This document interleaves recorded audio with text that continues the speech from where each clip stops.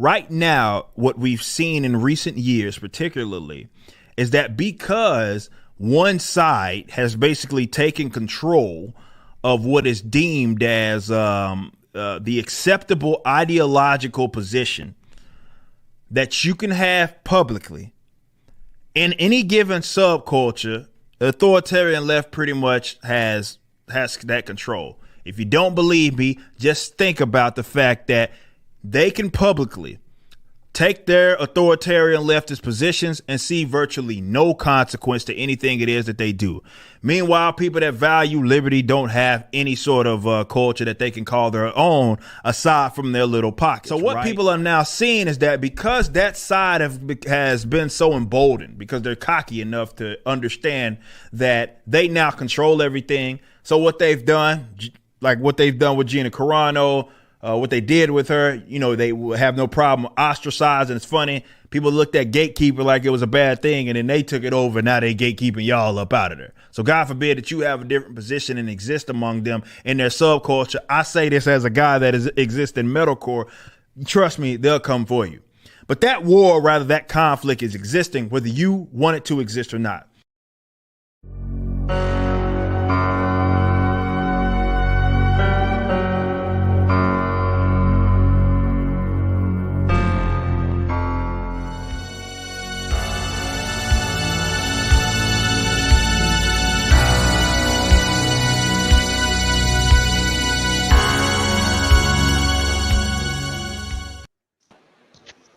Well, I'd say that's one hell of an intro.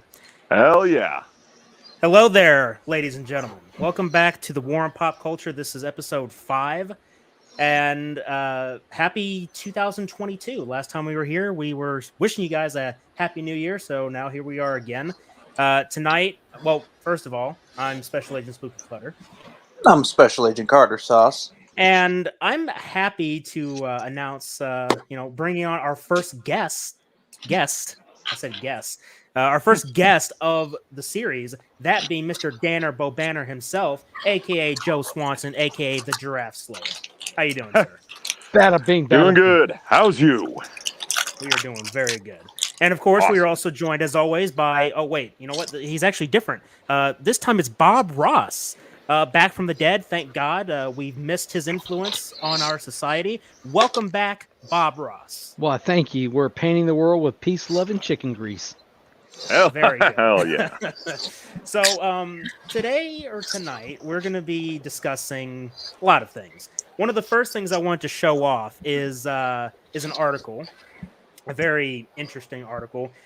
Something that I wanted to do on this series is, before we get into our main topics, I'd like to search through the interwebs, if you will, and find some interesting articles about things happening in pop culture. It could be literally anything.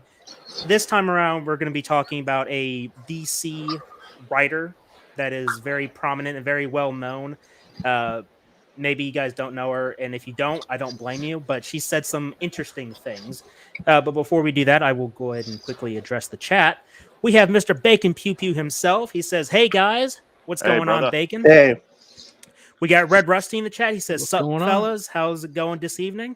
Well, we are doing very good. Very excited to get into this. So I'm going to go ahead and share my screen, and we'll check out this article together. Together with love. DC Comics writer Vida Ayala exposes her bigotry. Says no cis dudes should apply for associate position or associate editor position at Marvel. So Miss Vida here, or I don't think she goes by she, though we can clearly tell.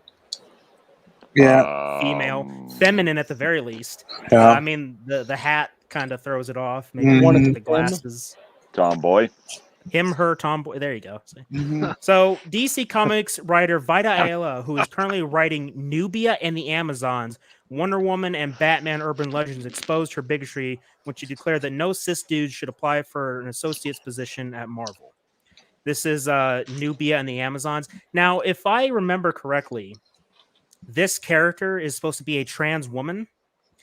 Now, if you think that's confusing, don't worry. Why? You're not the only one, because Why?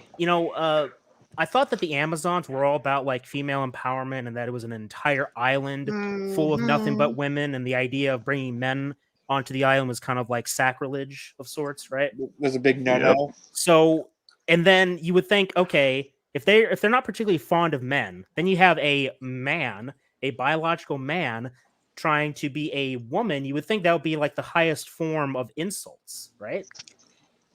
But I guess not. I guess the Amazons are like, you know what? We accept you, he, she, sister, brother. Yeah.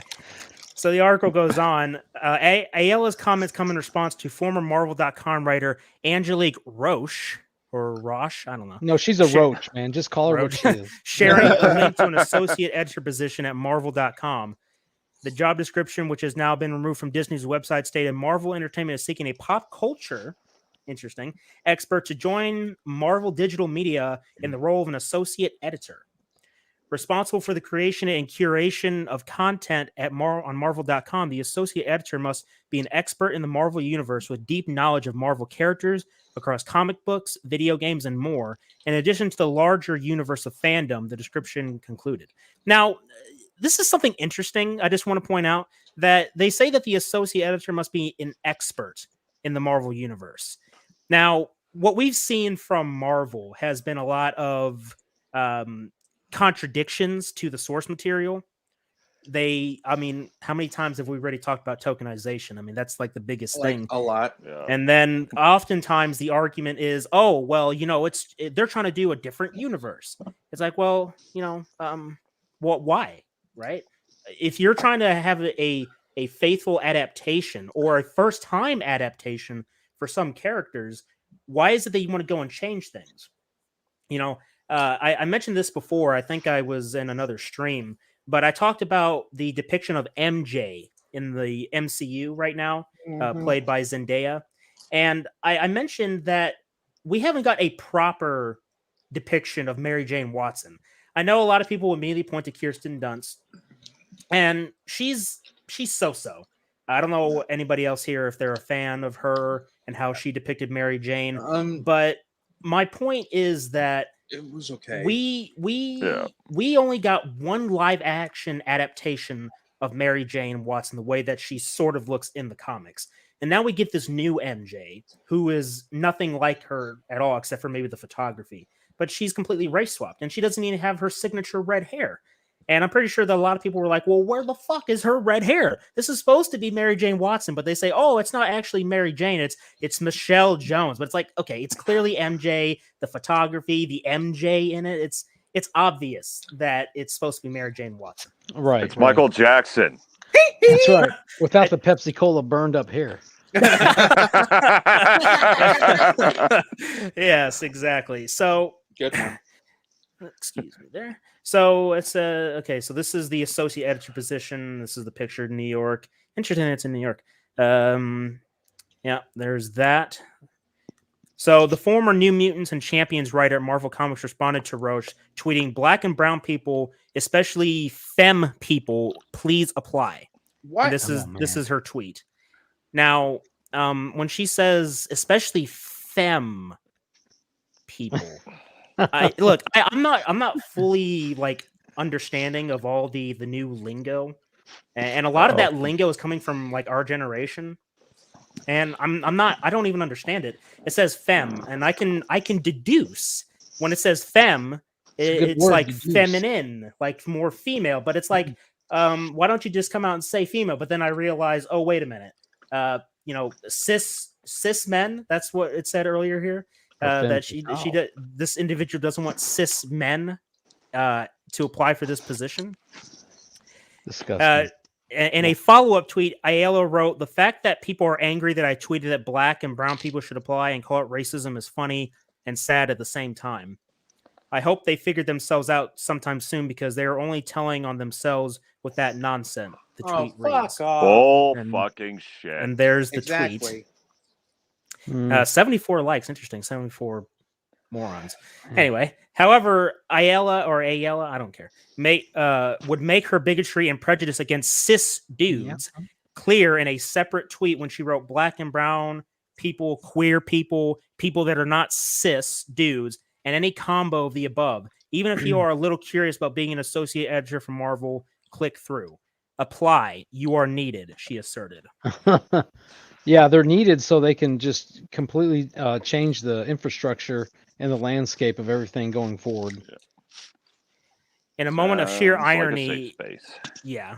Yep. In a moment of sheer irony, Ayala then accused her critics of bigotry while doubling down on her own.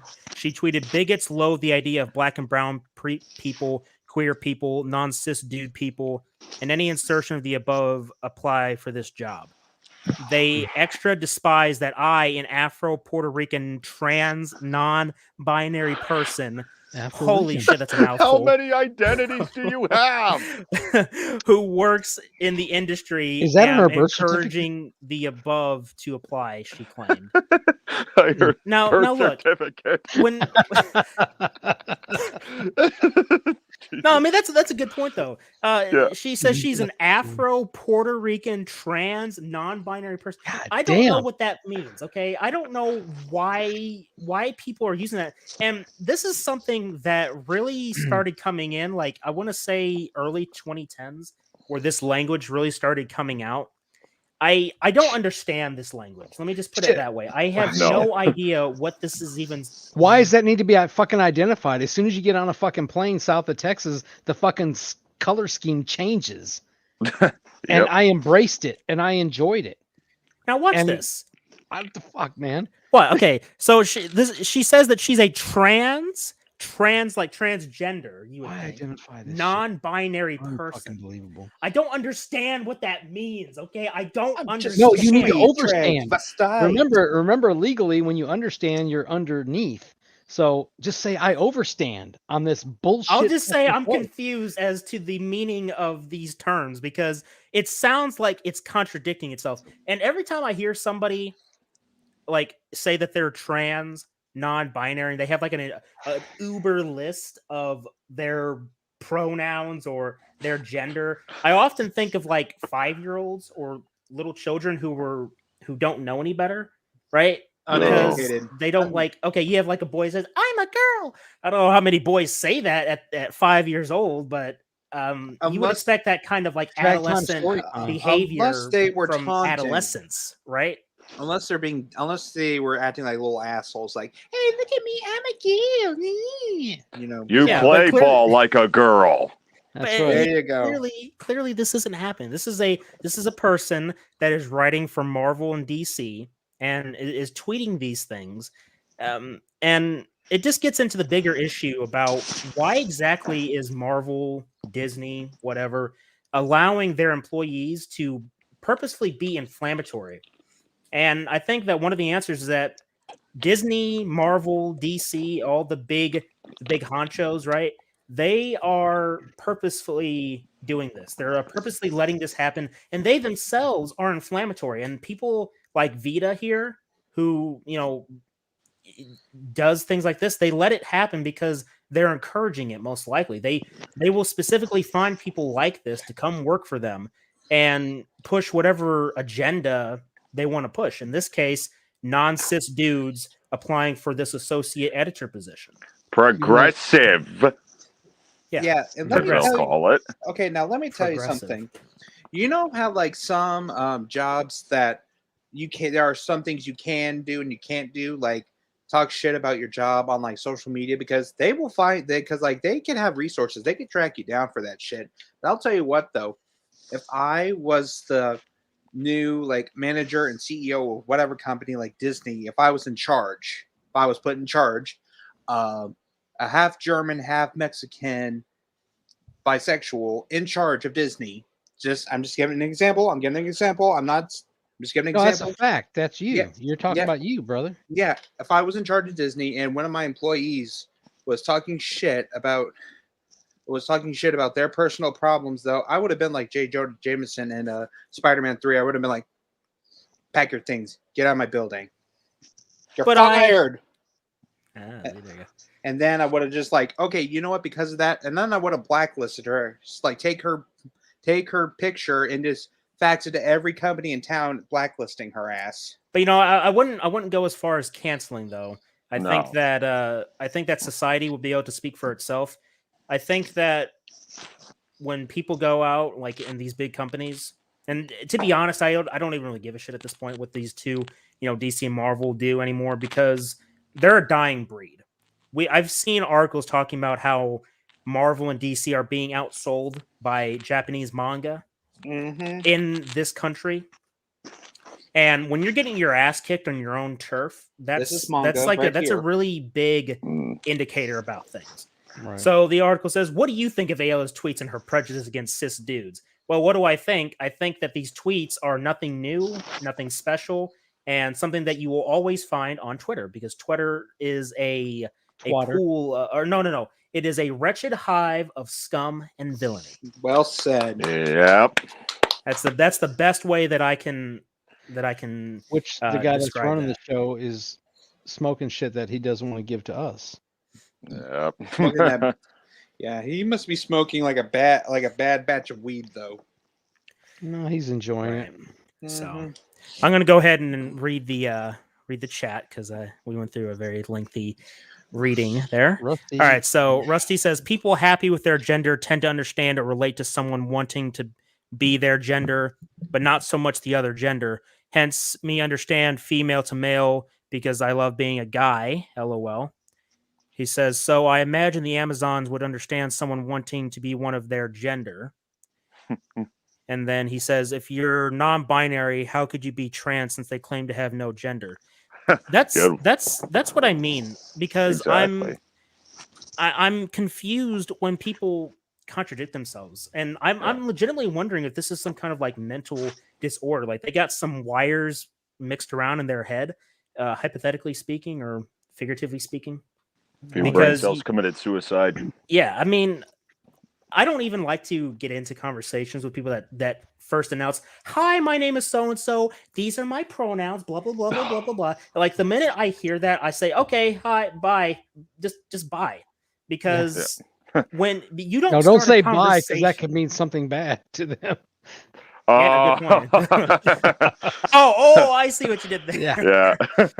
Don't say bye. So more you're fucking right. confusion in this shit. But articles like that, when you get people like that just have their pronouns in their bios on Twitter and Instagram or whatever, it's like I know instantly, and you don't want to prejudge somebody. That's why I sometimes get conflicted, because I don't want to instantly judge somebody because they have their pronouns in their bio. At the same time, who the fuck does that? Who puts their pronouns in their bios? It's fucking amazing. I hate to say this, but I shudder at the thought of that getting on everyone's driver's licenses. Like, you're no longer putting your sex, male or female. It's like, what are your pronouns on your driver's license? Like, yeah, that's fucking off the charts. And that's happening, isn't it? I think I it's hope happening. not. I think it was on passports. It was on passports where they had like male, female, and other. Yeah, or something to that effect, right? It's a fucked up world, man. Let's just blast the fuck off and go somewhere else. Stop the world. I want to get off. No shit, right? The exit portal, man, to another dimension. Let's fucking do it, man.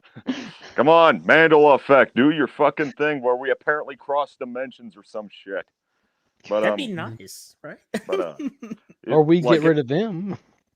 I guess. But Instagram even has like that whole section where you pick your pronouns, right?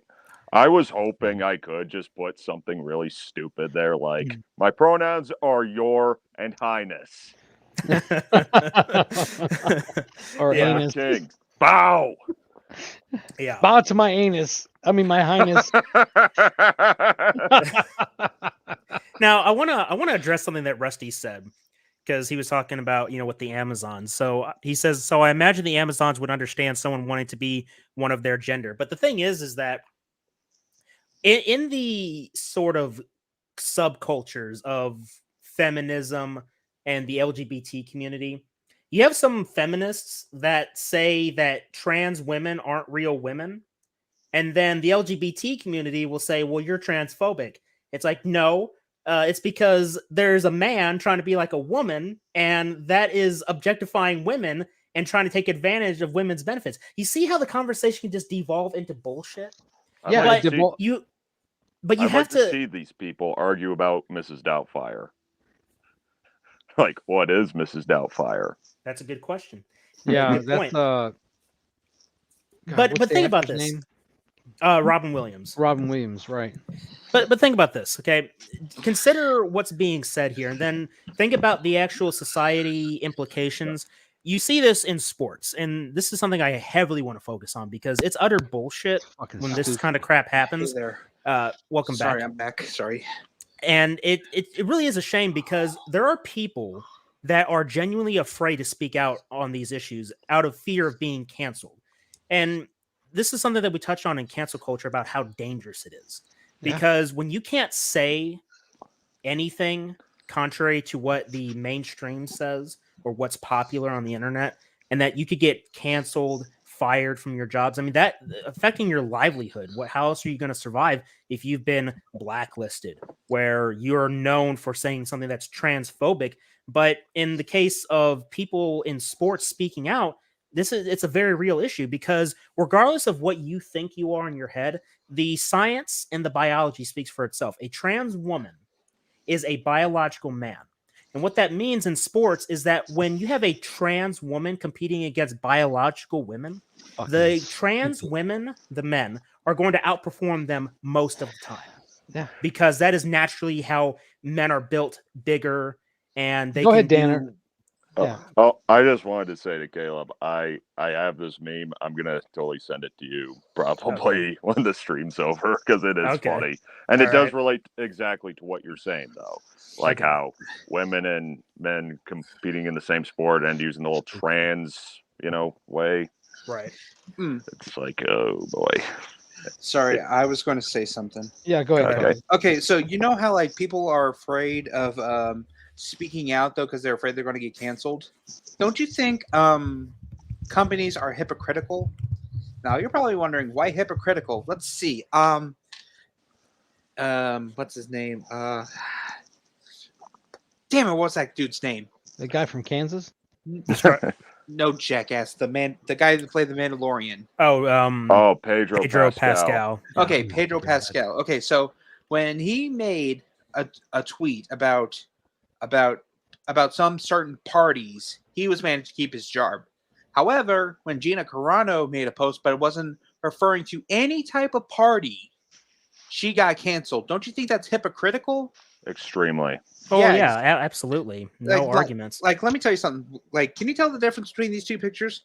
Pedro Pascal talks about the Confederate States of America. He talks about the Nazi Party, and he talks about the Trump supporters. Those have different parties.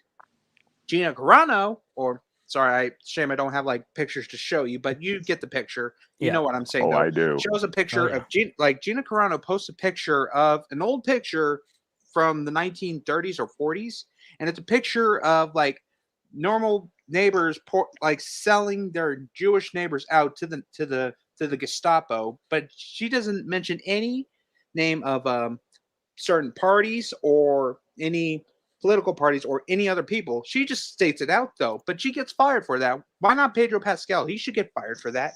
Well, that's a good segue into one of the big topics of the evening. And before we get into that, I'm going to go ahead and read the chat once again. Rusty says, when I hear the word non-binary, I check out of the conversation. I haven't even a penny to spare to buy any of that junk. There you go. Marvel's New Warriors. Safe Space, Snowflake. Oh, no, Internet gas. There. This is my no square. Fuck you. Oh my God. I hate Rusty that. also says, I refuse to use any pronouns except he or her based on what they present themselves to be. If you bring up the no, this is my pronoun, Zed or Zem or whatever, I politely end the conversation. And yeah, that's what you have to do. Are those even real words? Yeah, I mean, it's just made up words. Again, it goes back to what I said earlier about this is like childish behavior. That's what this is really like. It's the trans dick dictionary. The fuck? Trans You're right. dictionary. So, going off of what Carter was saying about Gina Carano and Pedro Pascal, It's a very nice segue into one of our topics of the evening. And it is about how political influences have influenced Hollywood. Social media has influenced Hollywood. The politics is what we're really going to focus on. So you've heard us talk many times about leftists. And some of you guys have brought up to me before that I'm not mentioning a lot of the conservative party. And there's a good reason for that, though I will be talking about them here as well because it is relevant to the topic. So when I say, or when we have said that Hollywood is a leftist stronghold, I mean that in every sense of the phrase, because you look at what happened to Gina Carano as the shining example of what we're saying. Because when Disney fired Gina Carano, there was no backlash for them, at least in the sense that they faced no cancelizations. They weren't called out en masse. In fact, it was the opposite way around. It was Gina Carano that was getting nailed for having these non-leftist opinions. That's not what was said. What was said was that she was saying things that were anti-Semitic. It's the same buzz terms, that it was racist, it was anti-Semitic. These things were being said about her, and she was fucking canceled, dude. Plain and simple. And Disney faced no backlash. So when somebody comes here and tells me that, Hollywood is not controlled by leftists, it's not like that at all. It is. It is, because and it's just like what Carter said. Pedro Pascal posted what he posted on social media, and he wasn't canceled for that. He wasn't fired from Disney. He kept his job while Gina Carano did not.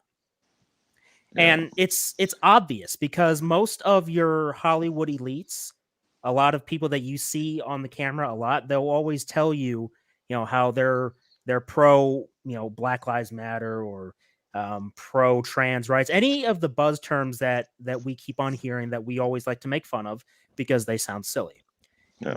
When you take somebody that isn't a hardcore leftist, and I don't mean just conservatives. I'm talking about even people that identify as leftist or liberal, even they are being ostracized because they're not hardcore. They're not leftist enough. Right. I'll reference this.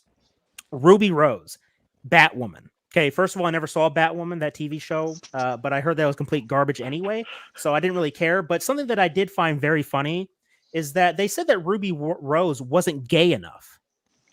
Damn. But she is a lesbian, hilarious. Isn't she? She is. That's the funny thing. They said that she wasn't gay enough. Clit licker.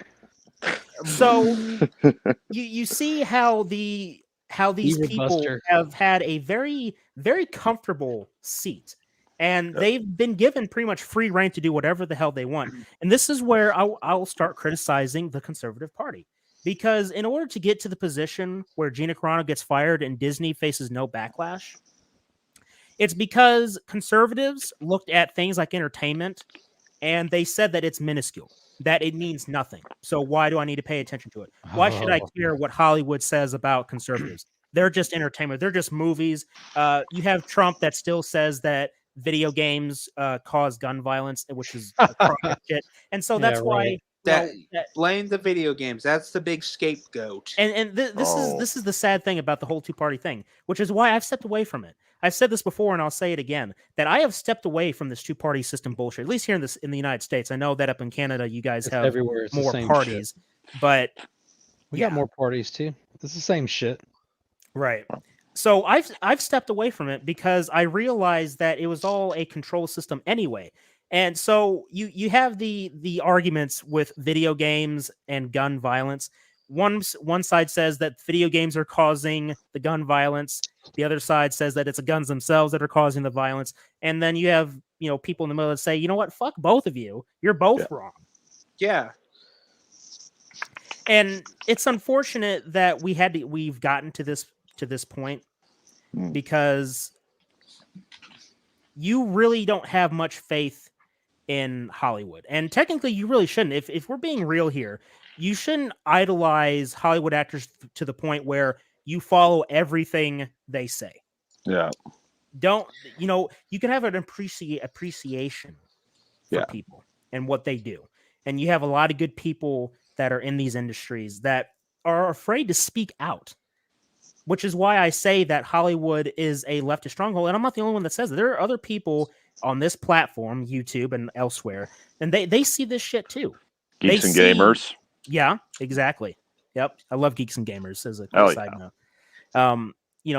People like Eric July, if you watch the opening of the episode tonight, we played a clip from his video because it's very relevant, and it's true that, as a conservative or someone that's non-hardcore leftist operating in Hollywood, you kind of have to keep your head down in certain cases.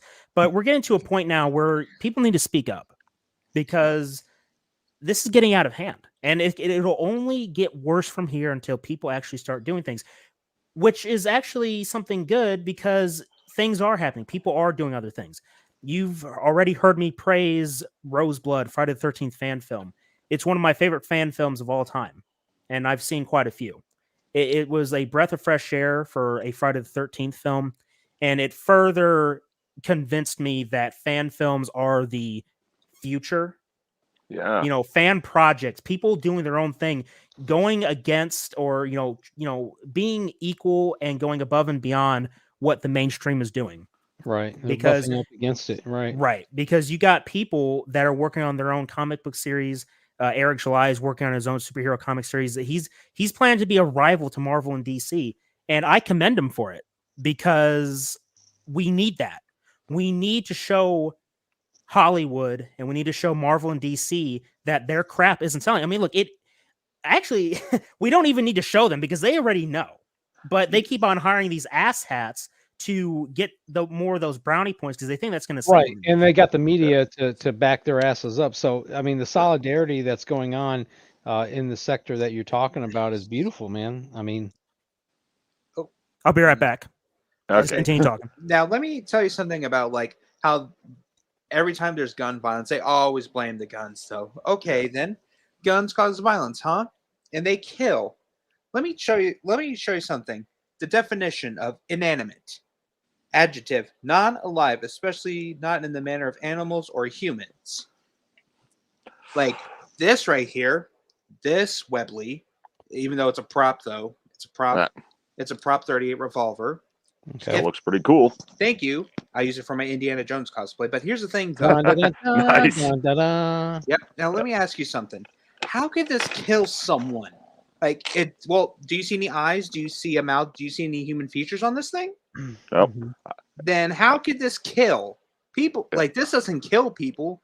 People who are in control of this kills people. Like let me see. Like let me show you something. Okay, you shoot someone. Go on, shoot someone. Shoot someone. How could it shoot? The only way this could kill a person is if they're idiots or they have no gun training. Right here. I like your trigger discipline. Go ahead, Danner. Exactly. Well, I know you bring up a prop gun. It remind me. Did you guys ever hear about that stormtrooper incident where a stormtrooper girl got arrested because she was brandishing a gun? Oh yeah, I heard about that bullshit. Was that in Canada? That's where I live. Oh, that's right. Oh, yeah, I watched that video, bro. Yeah, what a bunch of I watched that, man. That was like, what the swines, fuck, man? Yeah. Like, excuse me. Have you not seen Star Wars? Do you not know what the fuck they carry? Yeah, You uncultured fucks. Yeah. I do remember that. Yeah, that was I saw the video. I think they had her get on like flat on her stomach. Yeah, and she couldn't bend her knees. Yeah. But because I have like these those plastoid armor on. I can't move Caleb, my knees. Yes, sir. Did you hear me mention that is where I live? Like that's where it happened. Really? Yeah. Really?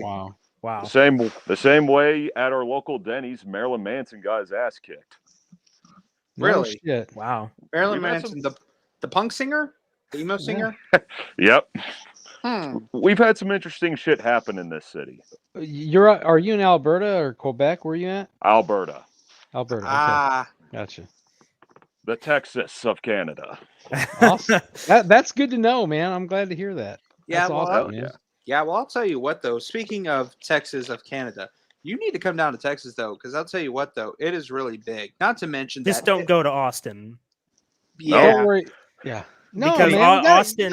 No, you can't say that, Well, man. yes, I can't. Look, because Bullshit, Austin. man. No, hold on, because you haven't been paying dude. attention to what's been happening to Austin. Okay, Austin used to be a better place, but they have so much bullshit going on down there. I know. Because look, I'm sure that everyone here has heard it's always the state of Texas versus Austin, and there's a reason for it. Because a lot of the hardcore leftists are down there. Yep. You It's don't have to true. I walk don't very disagree far to with see that. some very unusual individuals, interesting individuals. Now, Creates good Sorry. conversation. I'm sorry. It could, but then when you realize that they're gonna first tell you, "Hi, my name is Barbie doll.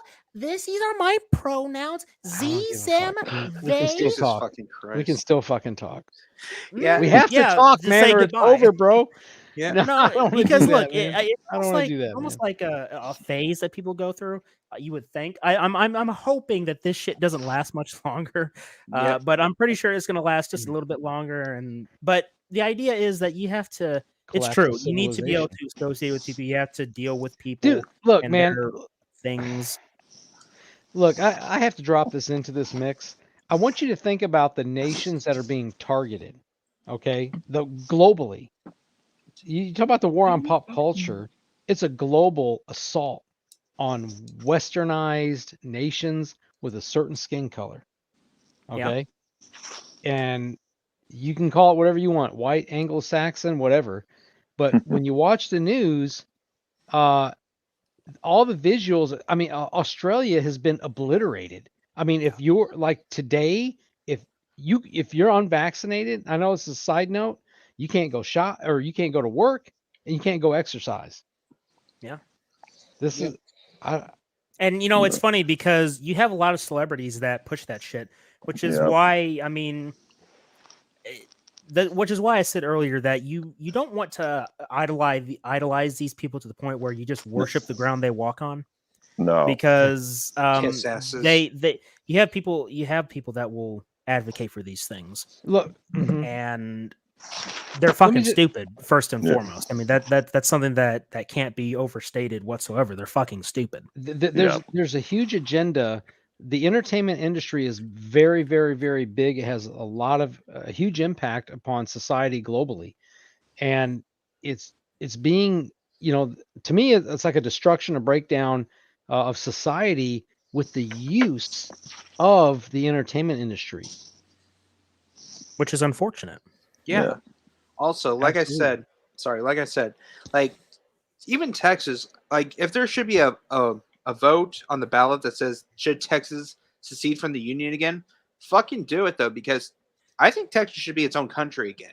There's a problem with that though. There's lots of things that could go wrong with that, and I mean, I don't have all the answers to fix that issue, except that having a fundamental foundation on certain things, it's called the Republic. Right to private property. That's like a big one. Your right to be able to do as you wish. I mean, you're in our country here where they say life, liberty, and pursuit of happiness. It should be life, liberty, and the pursuit of property, because you can't really measure happiness. You can measure your property, and that's how things are looked at here. I mean, your children are your property. You have a right to your private property. Exactly. Your body, it's your private property. Actually, the Constitution does say that, as a side note, that it is the pursuit of property. Exactly. And so then they changed it. They went and changed it, and you can't help but wonder why. Yeah, but anyway, all this lingo change. Yeah, but like I said though, Texas was its own country before we declared our No, go and continue. I'm gonna read the chat after you're done. Okay, so basically what it is that Texas was its own country. It was part of Mexico. Then we declared independence from Mexico. We were our own country. Then we joined the Union. Then we seceded from the Union to fight for the Confederacy. Confederacy got its ass kicked, and then we decided to go back to the Union. But with all the bullshit going around, I think Texas should just be its own fucking country, or should be a U.S. territory. So Rusty says, I'm a liberal. Most of my friends are, and none of us entertain a lot of this stuff. We don't play any of the hardcore snowflake stuff. we all think it's gone too far on both sides of extremists. No, I agree. Oh, I yeah. agree with that. Absolutely. Bacon says, General Caleb, Sergeant Swanson, how goes it? Sergeants. Sergeant Swanson. Left, right, left. Let's see. So Rusty says, as a lot of my opinions spoken in these shows have illustrated, a lot of liberals are not today's description of PC at all. Oh, political issue critics is- can go fuck themselves. The issue is that they're very vocal. The ones that are, they're very vocal, and Hollywood is full of them. Last year, I think it was last year, when Seth Rogen got on to one of those, I don't remember, it was like a big Hollywood gathering. I think it was like an award show or something. He got up there and he was making jokes about everyone sitting there not having masks on and laughing about it. Meanwhile, you have countries, even our own country, where they're having these mask mandates, and people are literally getting thrown out of restaurants and other businesses because they're not wearing a mask. Yeah. And then you can have his ass up there joking about it, which is why I say these people don't give a shit about you. No. These people do not care, and they laugh at you. And this is not just Hollywood either. These are the political people in politics, your politicians, right? Your senators, congressmen, governors, whatever. Whenever they're implementing a lot of things onto their people, it's always rules for thee, not for me. Go ahead, That's what Danner. it really is. Go ahead, Well, Danner. Well, you're saying they don't care about you. Well, I can also say it to all these about all the fucking corporations that run like your local fast food restaurants, your grocery stores, and all that. Because every time, I think I mentioned this in one of the chats on one of these streams, actually, like every time the month of June rolls around, they all change their fucking profile pictures on Twitter to the Pride logo because they don't do it because they care. It's virtue signaling for profit. These same people who will say, down with capitalism, but once they start supporting our cause, it's suddenly okay. Like, oh, hey, this place that runs sweatshops in China is now changing their logo to the Pride flag. Let's go buy some shoes. And it works, doesn't it? I think. It Yeah. does work. Yeah, it does. Also, not to mention, don't you think it's a little hypocritical that one month gets an entire month to themselves, but only one gets an entire day? Like, let me give an example.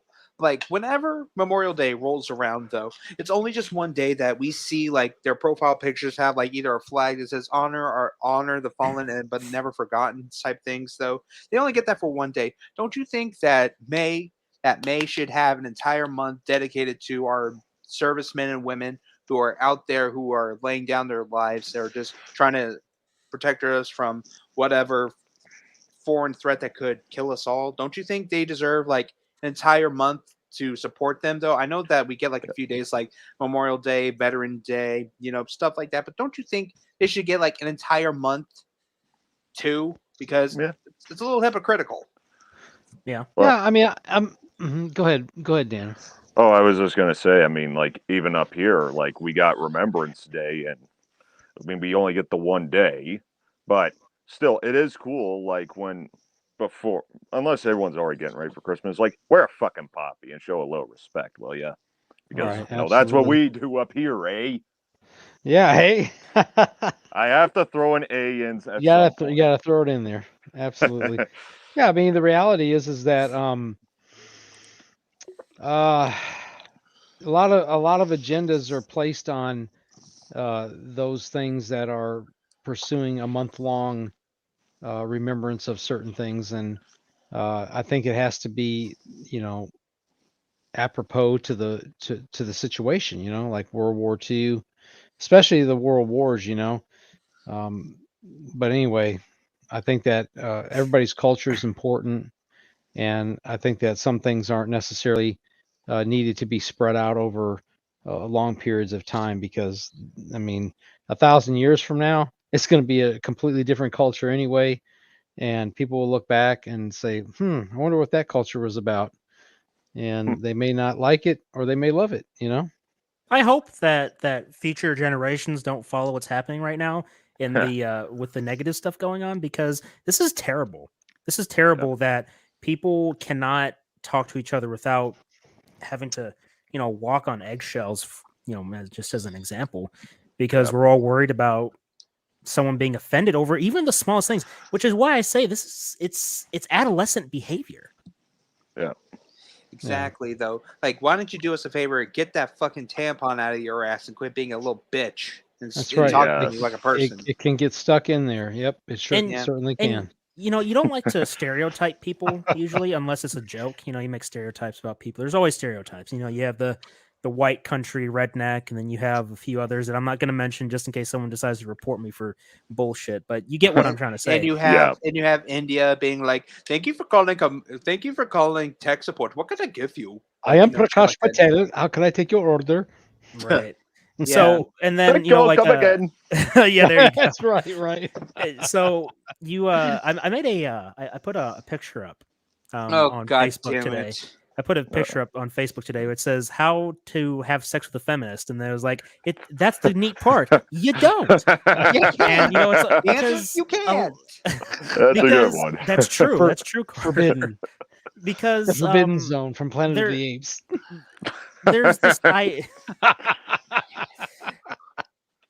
don't know what it is. There seems to be a pattern where if there's a feminine looking individual with the colored hair and they're a little bloated, you can kind of predict. They have thick glasses and they look like fucking blobfish with a colored wig. All that bullshit. Title them as Caesar, right? Caesar controls everything, man. Mm-hmm. So when you see shit like that, oh, that's Caesar. Caesar's and you're going to see a lot of that in Austin. That's the thing. Also, that's the thing. Also, man. Another. Look, Danner needs to come. Dannerable Banner needs to come to Austin, Texas, to check it out. Yeah. So also another thing. Do I have to? Yes, mandatory. What? Cross the border. Be a border jumper for once in your life, bro. Oh, okay. Fuck off. Fuck off. Okay. I'm not talking to you, asswipe. Dannerable Banner. Anyway, so here's the thing. Paint your ass with that damn broomstick. Go ahead. Bacon, Carter, Bacon. This is a comment for you. He says, "What if the gun that Carter was brandishing earlier?" He says, "What if the gun just turned and said fuck you, dude?" Then I would have been scared. Then I would have just like yeeted that thing out the house, like, oh fuck that. Kyle's in the chat. He says, "Hey, Caleb, Carter, Danner, King of a Nation, another awesome show. Great job. Thank you for stopping by, Kyle. Good to see you." Hey, fellow Albertan. Shalom. Yep. So, also, sorry. Go ahead, Carter. I was about to say, so how can you? So here's the thing about feminists, though. You don't want to have sex with a guy. You're gonna stick like a rubber stimulation of a dick in your pussy, and you're not gonna put a real thing in there. Damn. Like it's like that scene out of the right? it's like in the Breakfast Club. You refuse to put a guy's tongue in your mouth, and you're gonna eat that. Yeah. That's right. That was what's that? When Molly was eating sushi. Yeah, she was eating it. All right. Ugh. I don't know. Do those feminists use a fleshlight instead of a dildo? Yeah. Or do they like pastrami, or do they just like pastrami sandwiches just grinding up against each other? Bacon, we went into the dick sand again. Help us, Bacon. We went into the Why dick did you sand. guys go this way? What happened? I don't know. He brought it up. Yeah, because I was talking about... It's the war on cock culture. I mean... What? Pop culture. Well, you know what? But no, okay, all joking aside, you make a great point about that, though. Think about that. Okay, because there's a lot of stigma against the ultimate enemy. And I mentioned this in a couple of videos before, that it seems that the enemy of the free world, whatever that means to these people, is the straight white male. There's something very wrong about the straight white male. It's Western society. You know, I really just don't. Man. I don't understand. Well, okay, I can. Well, I mean, I can theorize and you can make surmise. Certain points. Yeah, surmise. There but you go. we have not seen this kind of level of targeted. You call I'm gonna tell you why. I have to. I'm sorry, cut you off. It's the destruction of this particular society. Yep. That's what's going down. And they are propping up Asia, in my opinion, as the Nazi Germany element. Well, you know what? It's funny you say that, because for example, Disney and Marvel, they've been on their knees for China for a while. So is the fucking NBA and all these sports. I mentioned this before. Yep. That Mickey Mouse has been on his knees for China. When they get that shit out of your mouth, Carter. When Marvel put out the Eternals and Shang-Chi, they didn't play those films in China. Yeah. Well, don't forget what they did with the poster for Force Awakens. Oh, yeah. Gotta make the black guy a lot smaller on the poster so we can sell it in China. Yeah, he's right, man. I mean, because look, the Chinese they despise black folks in Africa. I'm telling you, and they're actually down there, but that's another story. Yeah. They are on that continent. Go ahead. China. Go back to China. China. Side note, Shang-Chi and the Eternals, I still haven't seen, and I really don't care. Yeah. I only wanted to see Spider-Man. Me either. Amen. And you know what, though?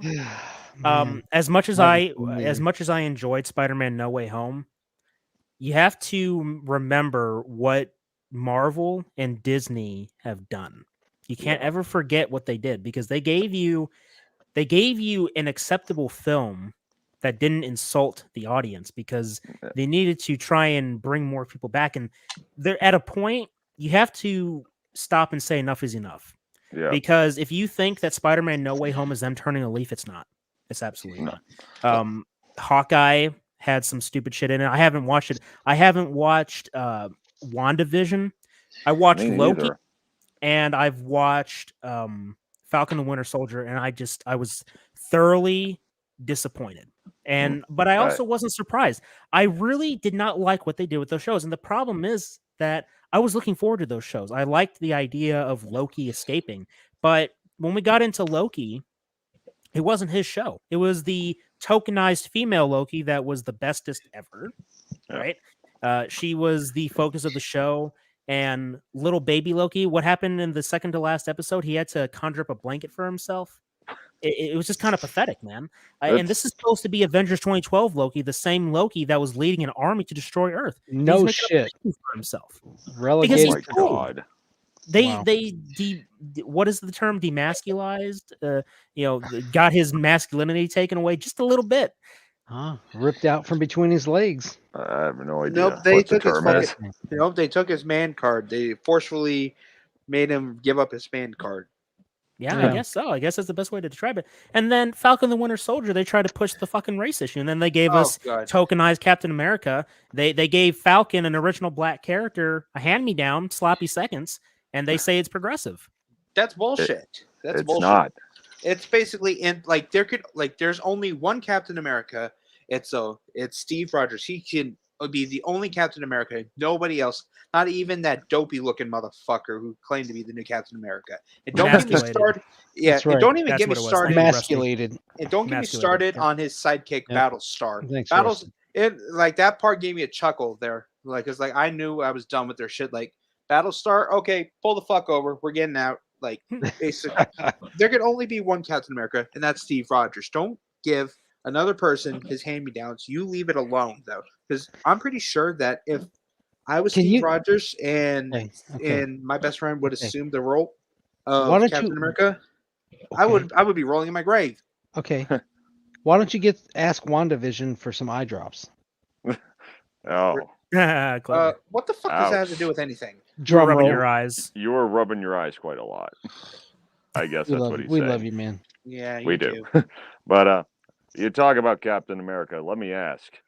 Has anyone else seen the 1990 Captain America? I've seen clips. It looks bad, though. It's so disappointingly bad. I knew it was going to suck, but I was hoping it would be so bad it's entertaining. But it had a little bit of that, but for the most part, holy fuck, it was boring. But I'll tell you that Captain America looking guy from Falcon Winter Soldier, whoever the fuck that was, don't know, don't care. Dopey motherfucker. Yeah, dopey, sure. Yeah, there you go. But I'll say this, even he looked better than that Captain America. Yeah. But then again, that's like saying cat shit stinks less than dog shit. they're both still shit. Exactly. Yeah. Yeah. Hey, it was a 1990 American Yugoslavian superhero film directed by Albert Pioin. Interesting name. Who the That's a funny name. Pioin, Pyun, man. You mix up the letters, Pioin. man. Get the word, man. Get it. That's crazy, man. The cover for the DVD is like weak as hell, man. It's bad. Oh, sorry. I like to talk about like politics though, and like agendas. Do you know which agenda I really, really fucking hate though, or What's which movie ruined it? I'll give you a big clue: The Last Fuck Up, or as Last Jedi. The Last Jedi, or as I call it, The Last Fuck Up. Like they, But it wasn't the last fuck up, was it? no, Oh, you got it on Blu-ray. I did. dude, More fuck-ups to come, mate. You know what? Is that poster or the cover false advertising, or is that how he actually looks? That's how he actually looks. Oh, Oh, god okay. damn it! I told So you it was fucking weak. bad. It's like he's got. So It's like he has a serving platter. The Yeah, ears, like you see his ears sticking Yeah. out. Yeah. They're fake. Oh Those are my fake god. ears. Oh my Weird. god. Yeah. And Yeah. yeah. So So, you were saying, Carter, about the Yeah. Last Jedi, or as I call it the last, Uh-oh. or as I call it, the last fuck up. So here's the thing, though. which we wasn't have, their last fuck up. yeah, I know, but Second one of the, last. yeah, There you one of go. the characters I fucking despised was Vice Admiral Holdo, who was played by what was that bitch's name from Jurassic Park? Laura Dern. Dern. Yeah, before she went batshit, or before Laura Yearn. yeah, or whatever her name was. Well, I'll tell you what, though, I'm pretty sure when I'm pretty sure that before she got into that role, I'm pretty sure when they bleached her hair, they probably bleached her brain too. Mm-hmm. So You They know just how it got goes. in there. yeah, They bleached your snatch too, as well. oh my god. Anyway, fuck. as I was saying, so here's the thing, though. She decides to she demoralizes and berates Poe Dameron for a bunch Being a of man. yeah, being a Yeah, man, I mean, literally, that's it. being a man, just calls him a flyboy and just thinks he's just like the space maverick. But nah, motherfucker. Here's the thing, though. If it wasn't for his idea, we would have been dead before we even jumped to light speed, though. Also, another thing, though, she demoralizes him. She's like, "Oh, you're just a flyboy. You just do what you're told, though." And I'm sorry, Captain. Were you? Weren't you like demoted last time I heard? Maybe. No, not decommissioned. No, demoted because Leia stripped him of his rank. Leia before. shot his ass as well. Which meant so- nothing, by the way. Yeah, you which know. meant anyway. Oh, as you a- deranked him, even though we're about to Oh. die. The resistance is fucked about up. to die, and you just derank him because that's gonna In this mean- conversation with this is fucking absolutely disgusting what they did to that guy. But you know what? Hold on though, As because I that was Fuck, saying- man. Not to Go mention ahead, though, Carter. didn't she Poor like bitch. Why do I get the feeling she's probably a fucking first order spy though? Because That would have been interesting if she was. yeah, but it wasn't. That's I the know, funny thing. I know. It's but like here's that's the thing, neat part. She isn't. Gotcha. Like, don't you think she That's funny. she's like, and not to mention we hear stories about like all the achievements she's done. Boo! I'm pretty sure that she would like told us a plan though, because we're literally like 2 of our escort ships are destroyed. We're running on fumes. The First Order is literally on our Ain't the ass. pussy. Hey. Anyway, First Order is literally right on our ass. We're running on fumes. What do we do? Do we have a plan or not? And she's like, only in time though, or just get off my bridge. You wouldn't understand though. But here's the thing though. If our lives and the survival of a party is in danger, you tell us the plan. You don't tell us at the last second. You don't pull it out your pussy at the last second. You tell us straight out now. Okay. Like, just here's what I would have done though if I was in that situation. Pulled it Here's out what I of the would have. tunnel. Yeah, here's what I would have done if I was in charge there. Okay, Tanner, that's funny. That's funny. here's what I would have done. Like, okay, First Order's on our ass. Here's what we need to do. I'm going Don't to bend over. That's the first thing you don't want to do. Oh, shut up! Like at least tell, yes, Poe. We have a plan though. This is just a decoy though. We're going to load up the drop ships. We're going to go to Crate there. There's this abandoned rebel base there that we used during the time of the Empire. We're going to hide there until we get reinforcements to come pick us up. While they think that we're all dead though. But surprise, we're actually going to be hiding. So it'll just be like a surprise victory. But no, you decide to send the ex-stormtrooper and the ex-mechanic's sister who just died on one of those fucking bombers on a stupid mission. Just tell us the plan. Japanese mission. It was a Japanese mission, bro. It was a kamikaze. Really, in the end, they turned it in. But don't forget the animal rights that they had to talk about. Oh, god damn it! You know what? That is another part that pissed me off. Is when Rose is talking about how evil rich people are. Well, you know what? Pardon my pun here, but that's rich coming from Disney. Talk about how evil the rich are. Yeah, I know, man. What the fuck, man? That whole thing was so. I mean, that if you really think about it, if you break down that whole story arc, it really was meaningless in the end, because at the end of their destruction, when they like rampage through the city with those weird looking animal things, Finn said it was worth it though, destroying that town. But you know what? Think about that, because they're using slaves, right? And if you think about what's going to happen, you do realize that those slaves that are tending to those animals are going to have to fix everything they just destroyed. By the way, were they white slaves? No, they were mixed race. You had they were. I don't two remember. white kids. You had a black kid. I remember. Oh, okay. You had an Asian kid. So it was wait, multiracial slavery, right? They had two. I remember, because one of the girl was like, she was like a ginger almost, and then you had a white kid who was the broom kid. You know, at the end, then you had the black kid. So those slaves that they say they were trying to send a message for, right? Like the Joker. Yeah, they're gonna have to fix everything that was destroyed, and it's most likely that they're gonna get extra beatings. I'm only burning my half. Yeah, they burn their half, That's and then the rest have to pick up the ashes. But it's just falling out of your hands because it's ashes. Just blows away into the dust. Get fucking Thanos snapped, right? Half the universe gone. When Gotham is burned to ashes, you have my permission to die. You have my permission to laugh. One more thing that Carter was talking about with Admiral Holdo. You know what the worst thing that she does in that whole movie is? It wasn't not telling Poe the plan. The worst part was her plan, and when she executes said plan. Like, as cool as it may have looked to the dumb idiot consumer who likes jingling keys. Oh my god. When she fucking rams her fucking ship through like the fucking First Order's fleet, it ends up preventing the execution of Rose. God damn it. Like, I will take Jar Jar sucking my dick than spend one more fucking minute with that character. Hand clap. Here. That's very true. Hated Rose. You know what? Because Jar Jar was entertaining. I mean, he was completely ridiculous, but at least you could laugh. Yeah, you could laugh for at the most part. And Jar Jar wasn't. He wasn't like there for a thing, political message, right?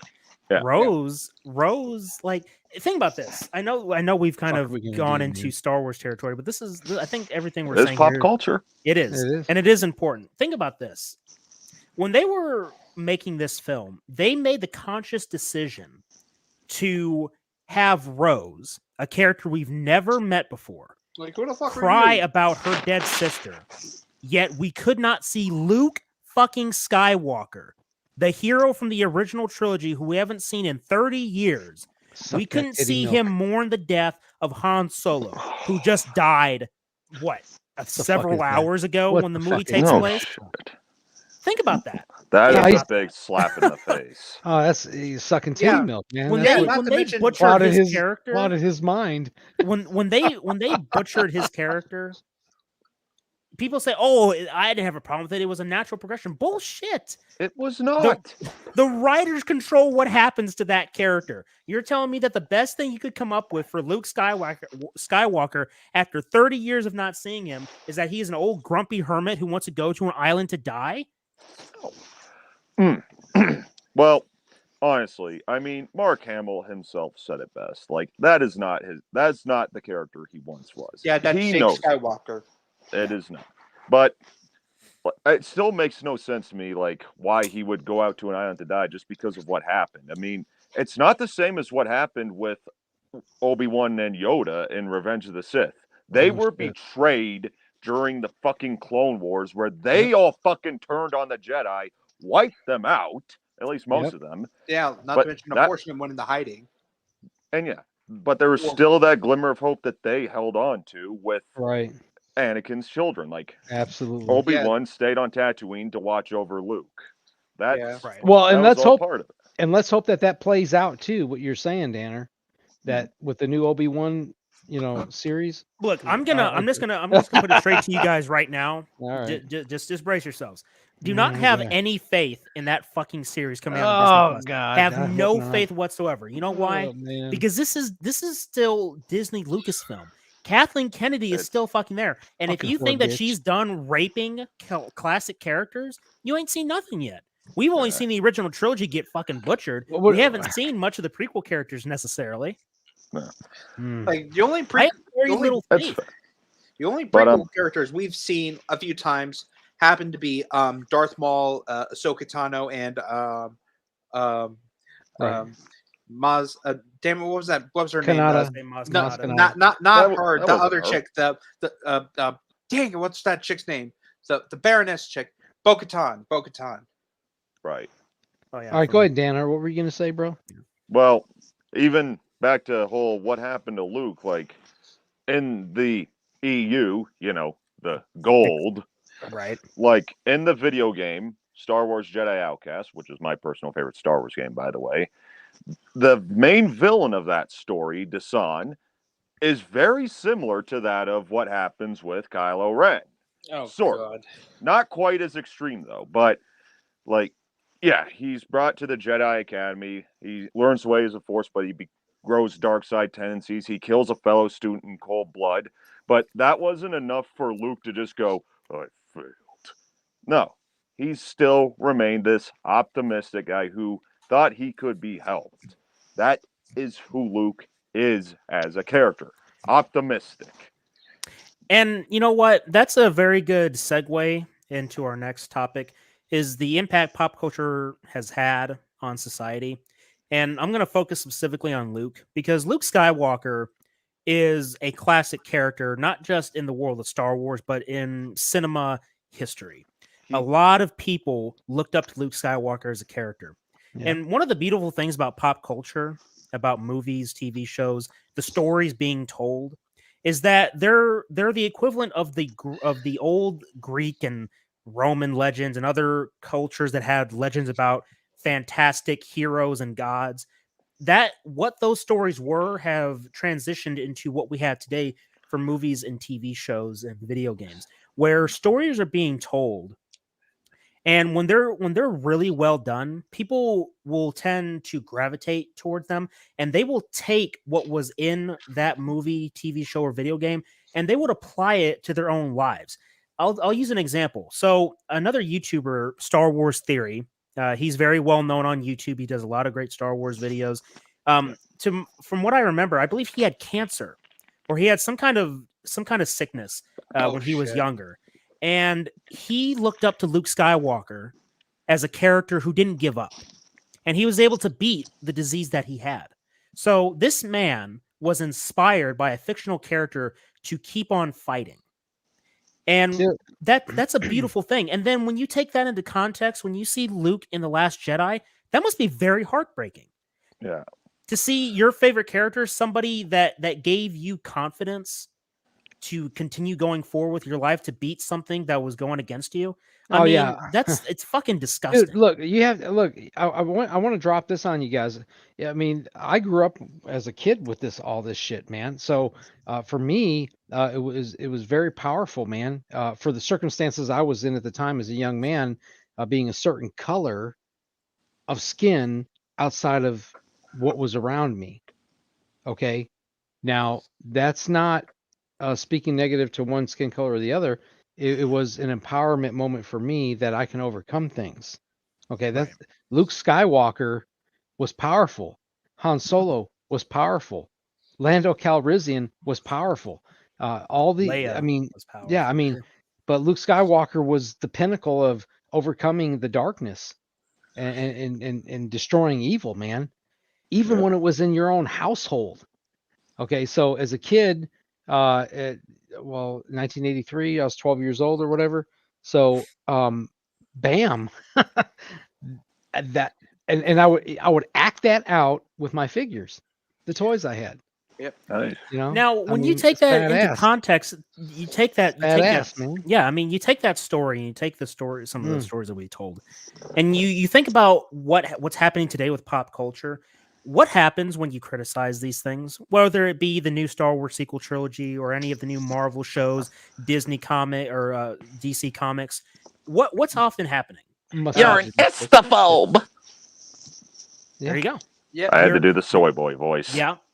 And that's literally what's happening. You're literally being called a toxic fan, saying, how dare you criticize this media? Just shut up and consume without question. No, okay, because oftentimes people like us, we're going to bat for these characters, the things that we enjoyed when we were younger. There was a reason why it was so good. There was actual love and passion behind these projects.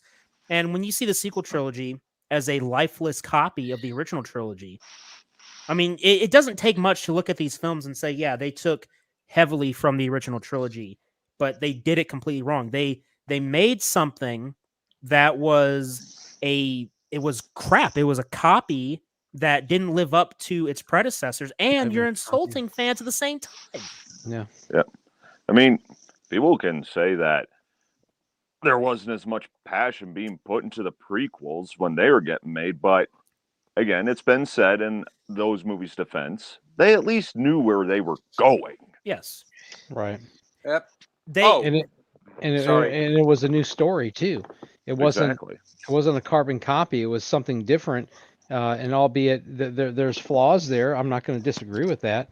But at least George Lucas had all his hands into that. Shut up, chair. You know what I'm saying? He's talking. So, yeah, I mean, and that's exactly what it's all about. Is that the original director there, and then you had a great.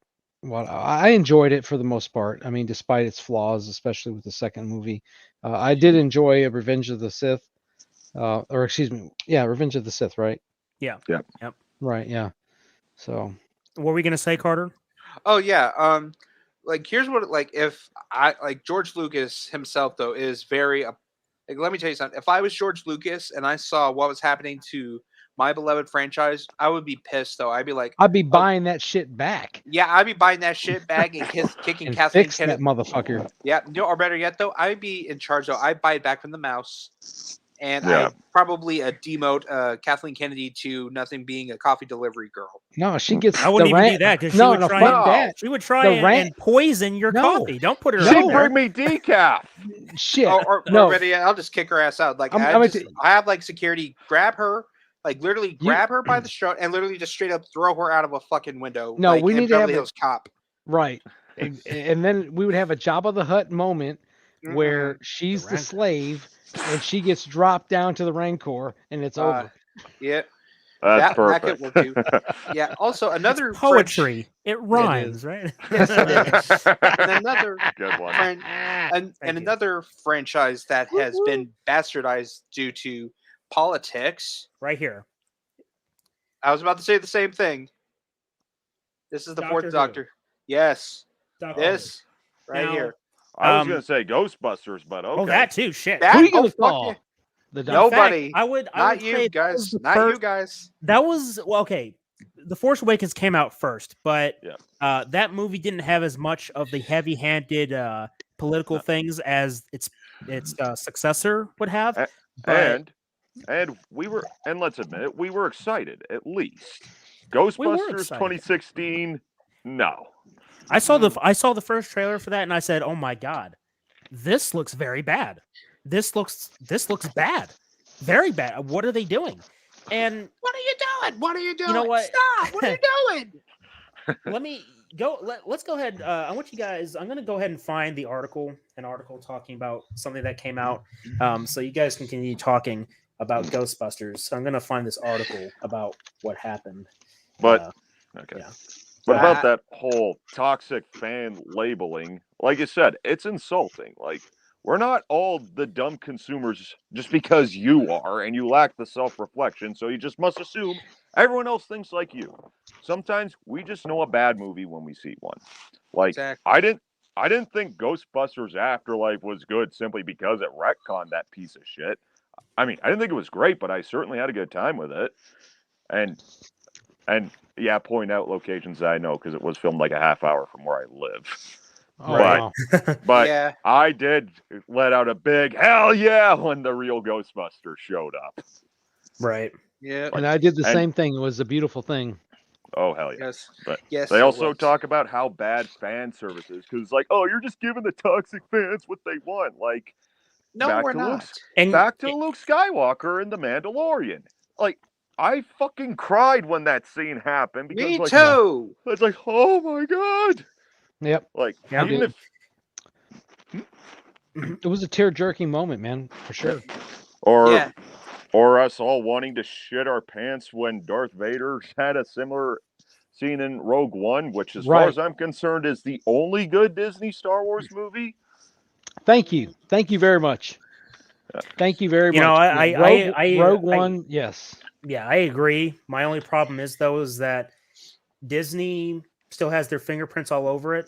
Yeah, and That's while true. it wasn't heavy-handed with the political shit, like everything else has, I still pick up on little things, and for me, those little things will always.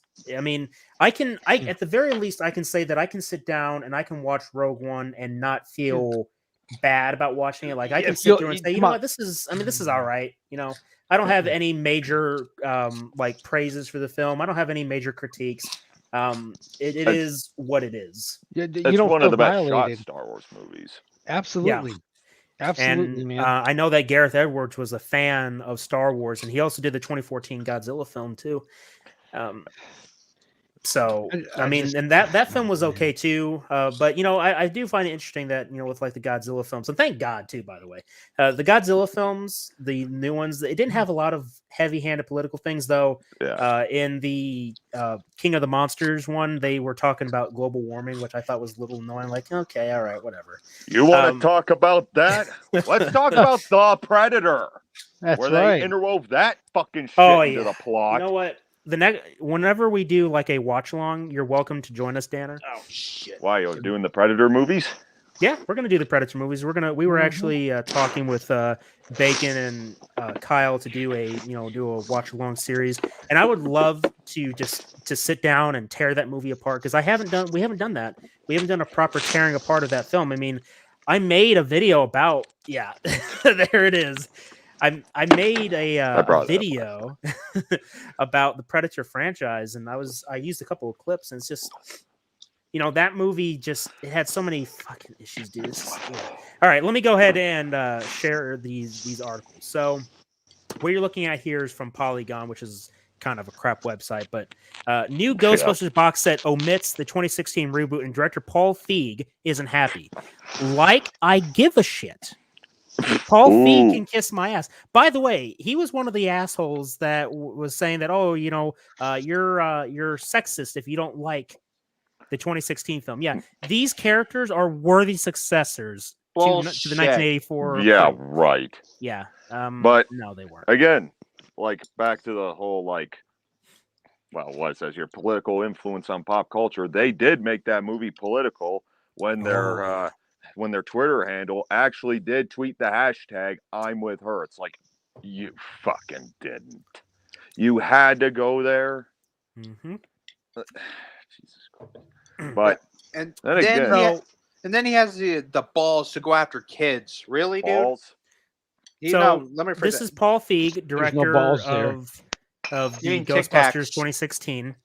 He says, at Sony Pictures, I know this must be a mistake. We do have a lot of fans of Bill, Dan, and Ernie were in it, and it won the Kids' Choice Award for Best Feature Film the year it came out. So I guess this is just an oversight. Hashtag we are all Ghostbusters. No, we're not. No, and you're not. Yeah, and you know exactly what Sony was thinking, because they knew that they couldn't sell that 2016 film. People would have complained.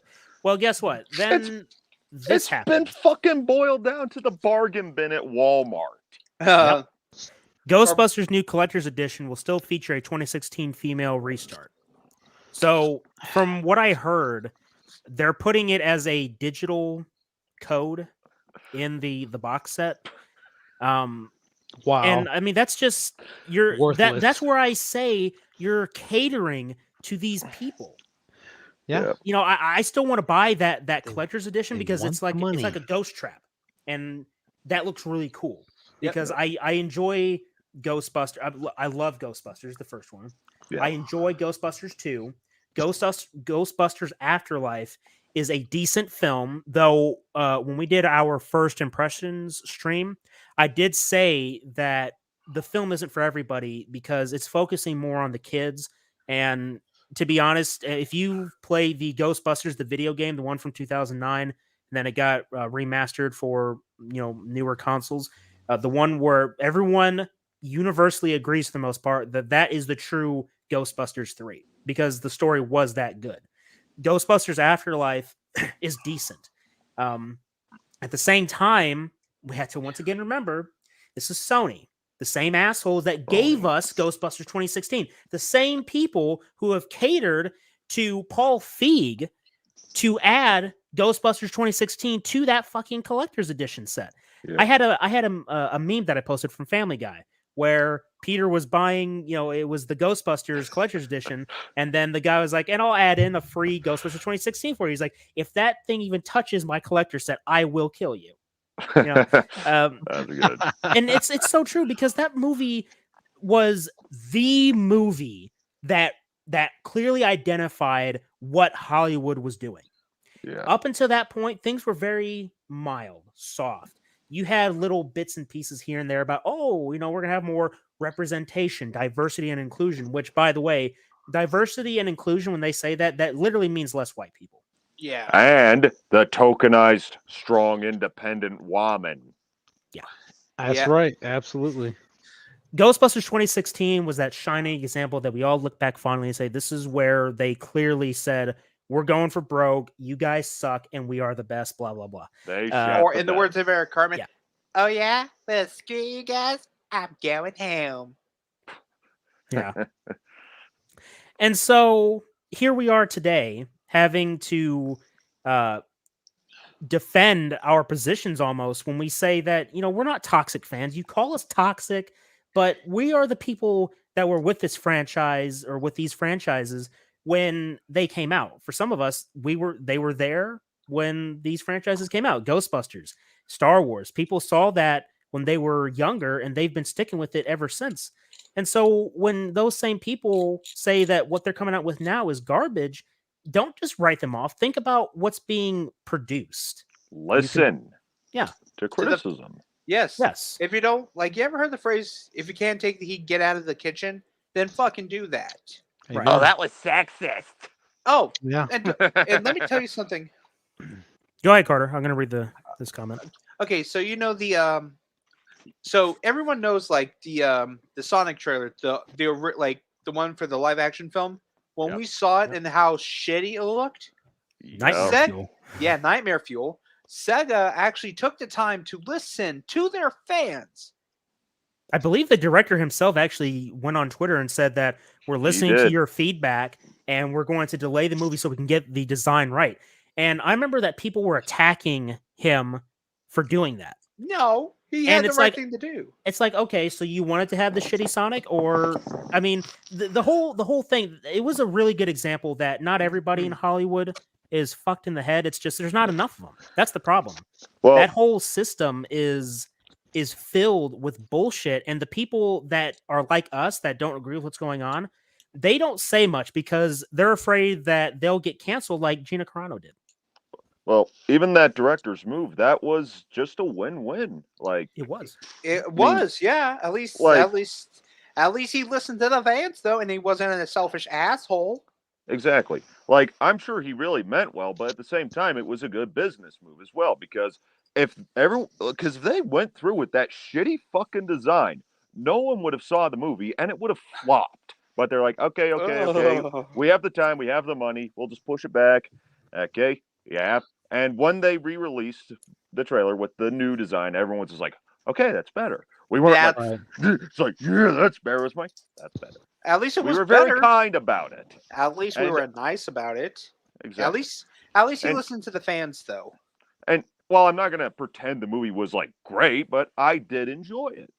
Yeah, and so did I enjoyed it too. I would have enjoyed it had they stuck with that original design. Yeah. And, when you give fans what they want, for the most part, I mean, look, not every fan is going to agree on everything. It's just when you take ideas from fans, you take ideas from the people that love these franchises. You often come out with something that people are going to buy. And the whole idea is that if you're going to put out something good, you put out that positivity into the world, you're going to get that positivity back. So you keep giving people good things, people are going to continue coming back to it. Don't continue giving us garbage because it's not going to stick. Which is why Marvel and DC are being outpaced by manga, because manga is pumping out new shit almost every year. They're coming out with something new characters, new stories. And I'm looking at Marvel and DC as they continue to reuse characters. Yeah. And question, why are you doing this? Then I remember Safe Space, Snowflake. I mean, look, damn it. now Daniel Kibblesmith. Yeah. What a name, by the way, Kibblesmith. Just could have been Kibble Nuts. And I don't know if you saw this, Danner, that comic about Starfire's daughter. The one with the short black hair. She was really chubby. Yeah, they made a comic. It was called I'm Not Starfire. And it was literally following Starfire's daughter and how she's trying to get out of her mother's shadow. But the character looked like shit. You look like pure garbage. Just look it up. Just look it up and you'll see what I mean. I was looking at these things and I'm thinking to myself, who are they selling this shit to? Who's buying this? Who's actually saying that this stuff is good? Who is green lighting these projects? And then I also ask or contemplate, this is why manga is winning. This is also why independent comics are going to be taking over, because you're going to have people that are going to put out amazing things. Yes. And it's going to outpace Marvel and DC, I swear. Sink those motherfuckers. They deserve it. If a fan with a very small budget can come out with something that's 10,000 times better than multi-million-dollar Marvel and DC can, I mean, look, it goes back to the basic understanding that humanity is creative and that people come up with really good ideas. Some of them stick, some of them don't. The important thing to remember is that when you go out and support these independent content creators, don't just go out and support them because they are an alternative. Make sure that what you're actually supporting is good, because you need to have rivals for Marvel and DC. That way you can show the stupid people, the normies, right, that these Marvel and DC films that completely contradict continuity from the comics, because that's what those movies are made for. That's who they're made for. The people that are most, not all, but most of the audience that is going out to see these Marvel films are not hardcore fans. Most of them probably haven't even read a comic book about these characters, which is why when they came out with the Eternals, almost all of those Eternals in that film were all tokenized versions. And Kevin Feige even said that, we tokenize them because, not everybody remembers them, so it's not really going to matter. He admitted the tokenization. Wow. And then when you don't go out and support these films, they say, "Oh, you're just a toxic fan." That's the only argument that they back onto. That they land back onto is that, "Oh, you're a toxic fan. You are just a hater." There's no real argument because you're dealing with people that don't actually care about these franchises in the end. What do you have to say, Carter? What do you have to say? Sorry, I was yawning. But like you said, though, like some independent comics. Like, there are some independent comics out there that are besides Marvel and DC. I can give you some. Boom Comics. The same, Boom Comics. The same people that make the Buffy the Vampire Slayer comic book or retelling of it, though. It's made by Boom Comics, though. And not to mention, it's owned by 20th Century Fox, though, but I'm pretty sure. Which is also owned by Disney, by the way. Yes. And also, Big Dog Inc., which actually made this, though. The Legend of Oz, which is basically... the Wild West version retelling of the Wizard of Oz, though, which we actually met the guy. Remember, Caleb? Right. Yep. Yep. Like these are independent, so like these are American made, though, and these aren't by the big brands. So these are like the minor league brands, though, if you say so. Not to mention, Boom Studios made Power Rangers, Teenage Mutant Ninja Turtles, and the Teenage Mutant Ninja Turtle and Power Rangers crossover, and also a favorite manga of mine, which I just started reading now, is Beastars by Paru Itagaki. If you don't know who that is, she's the daughter of Sasuke Inabasuke, creator of the Baki series. And yeah, Right. you can tell who she is, though, unless she's got a big chicken head over her face. She's wearing a big chicken mask. All right, so I'm going to go ahead and address the comments, and then I want to get back to what Rusty was saying. So we got Jason Voorhees in the chat. He says, hello, what's going on, Jason? We also have Simone, a.k.a. Man of War. He says, hey, kids. How you doing, sir? Well, how you doing, Simone? I hope you had a good stream on Kyle's channel. Good to see you here. So I want to go ahead and address this from Rusty. He says, I've been attacked often for hating the new Mary Jane and the one of each token friend group of Toms in the new Spider-Man trilogy. I could care less, though. And that's the thing. And, you know, I just want to reiterate this, that this idea about toxic fandom is ridiculous. It is honestly, it's only a means of deflecting criticism because, you know, we said this earlier again, you know, I love Mary Jane. I've read a few Spider-Man comics. I played plenty of Spider-Man video games that feature the Mary Jane Watson that I know from the comics, the redhead, the photographer. And when people say they don't mind the new Mary Jane, it's like, okay, you don't mind it. Just my only question is, why do we need to tokenize these characters? Why do we need to race swap them? People say, oh, it's another universe. We're going to do something different. But why? Why diversity. Do you need to do something That is the reason why. They just don't diversity. want to admit it. Yeah. Yep. Because you break it down, once again, we've only had one proper live action adaptation of Mary Jane Watson as she is in the comics. You say you want to do something different. Okay, well, it's only been done once. If you're trying to do a faithful adaptation of the comics, you don't need to change them.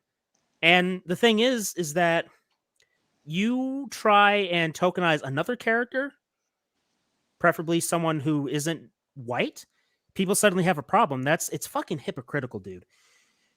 If you were to make Black Panther, Blade, or Storm white or non-black, people are going to have problems. And I would be among them. Because why are you going to change these established characters? You have no need to do that. If manga can come out with hundreds, if not thousands, of unique individual characters for their stories, why can't Marvel and DC do the same? Why do we need to make this argument about a mantle for these characters to justify a black Batman, saying that Batman is a mantle? No, Batman had a unique situation. He went through a lot of shit to become what he is, what we all know him to be. Batman lost his parents. He had an experience with bats. He went and did training with the League of Assassins or League of Shadows, depending on what form of Batman you're reading or watching. Okay, he had a very unique situation. Same thing with Spider-Man. Spider-Man got bit by a one-of-a-kind spider in a one-of-a-kind situation that wasn't replicated, really, until later on when they decided to make different versions of Spider-Man. And when you criticize these different versions, suddenly you're labeled as either a toxic fan, or in the case of if you criticize Miles Morales Spider-Man, you're called racist. I saw a TikTok video saying, addressing some of what we've said here on this episode and on previous episodes about how it's racist to say that, the tokenized characters are lazy or wrong. You're just simply racist. You don't want to see a proper progression of non-white people, and that's not true. That's just not true. I like Blade, for example. I haven't read much of his comics, but I watched the Wesley Snipes movies, and I was entertained by it. He's a black superhero. I don't have a problem with that. I don't have a problem with Storm, but we haven't got a proper adaptation of Storm either. Not really. If you like Halle Berry, that's cool. Me personally, I didn't really think of her as a really good Storm. I mean, I remember my version of Storm from the X-Men animated series back in the 90s. That was my favorite version of Storm. That was my favorite version. And we never really got that. So I like these characters. All I'm saying is that why don't you adapt the thousands of heroes you have on your Marvel or DC catalog? Why didn't you make live action versions of these characters? Why continue going through the motions of taking pre-existing characters and using them again, but with a different coat of paint? Oh, don't say paint, man, because your pale ass is getting gotten rid of. And go ahead, Danner. Well, even the Suicide Squad kind of decided, hey, let's introduce all these other characters that we have in our universe, even if you've never heard of them. I know I certainly haven't, but hey, I'll take these characters who I probably don't care about before, but will at least be entertaining through this movie over just tokenizing an established character. Like just doing the race swapping, the gender swapping. I don't give a shit about any of that. Yeah, and not to mention the killing of certain characters like Captain Boomerang. Like, what the fuck was that all about? What? He was the best part of the 2016 movie. But the less we talk about that movie, the better. I'll lose my shit. Yeah. But anyway, though, not to mention though, at least they allowed us to be introduced to King Nanu. Yeah. Exactly. Yeah, and not to mention though, in that movie there was a little bit of propaganda in there. Bottles empty. Yep. Let me give you an example. Like, dang, what was her name? The rat girl. The rat girl. Remember in the final fight when Starro was releasing these miniature starfishes and they were latching onto people's faces? Yeah. And then she said, "Cover your face. They won't get you if your face is covered." Why does that look familiar? Oh boy. Yep. Well, it's ironic because I was sitting in a theater not covering my face, so. Yep, I was like, oh god damn it, the fucking coronavirus bullshit though, because of the starfish. Okay, so I just made a point about the Suicide Squad, Caleb. Yeah, I heard. I had my headset with me. Yeah, you know about Starro's little minions latching your face on. It's like, cover your face, they won't get you. Yeah, I know. I know. But and agendas as well. Oh, don't forget about the Doctor. Yeah, I was going to say that we haven't really finished talking about Doctor Who because I really wanted to mention that. I never watched Classic Who. I tuned in when they revived the series in 2005, and I've been watching. I started watching back in 2011, 2012. Yeah, I was really enjoying what was coming out, and then we get to the 13th Doctor, the first female Doctor, and I was worried about it when I saw the first trailer and when they announced that the Doctor was going to be female. I got worried because at this point when they announced that, the political influence was in full swing and it was in your face when you begin switching characters up. And so my first thought was they're going to fuck this up. And I remember sitting in my room. I was playing Grand Theft Auto 5 online. I was just driving through the city because it's kind of I like going through the city and it's kind of soothing just being able to experience the ambiance of that game. But I played the first episode of the 13th Doctor and I wasn't impressed. It was a very bare bones, crappy episode.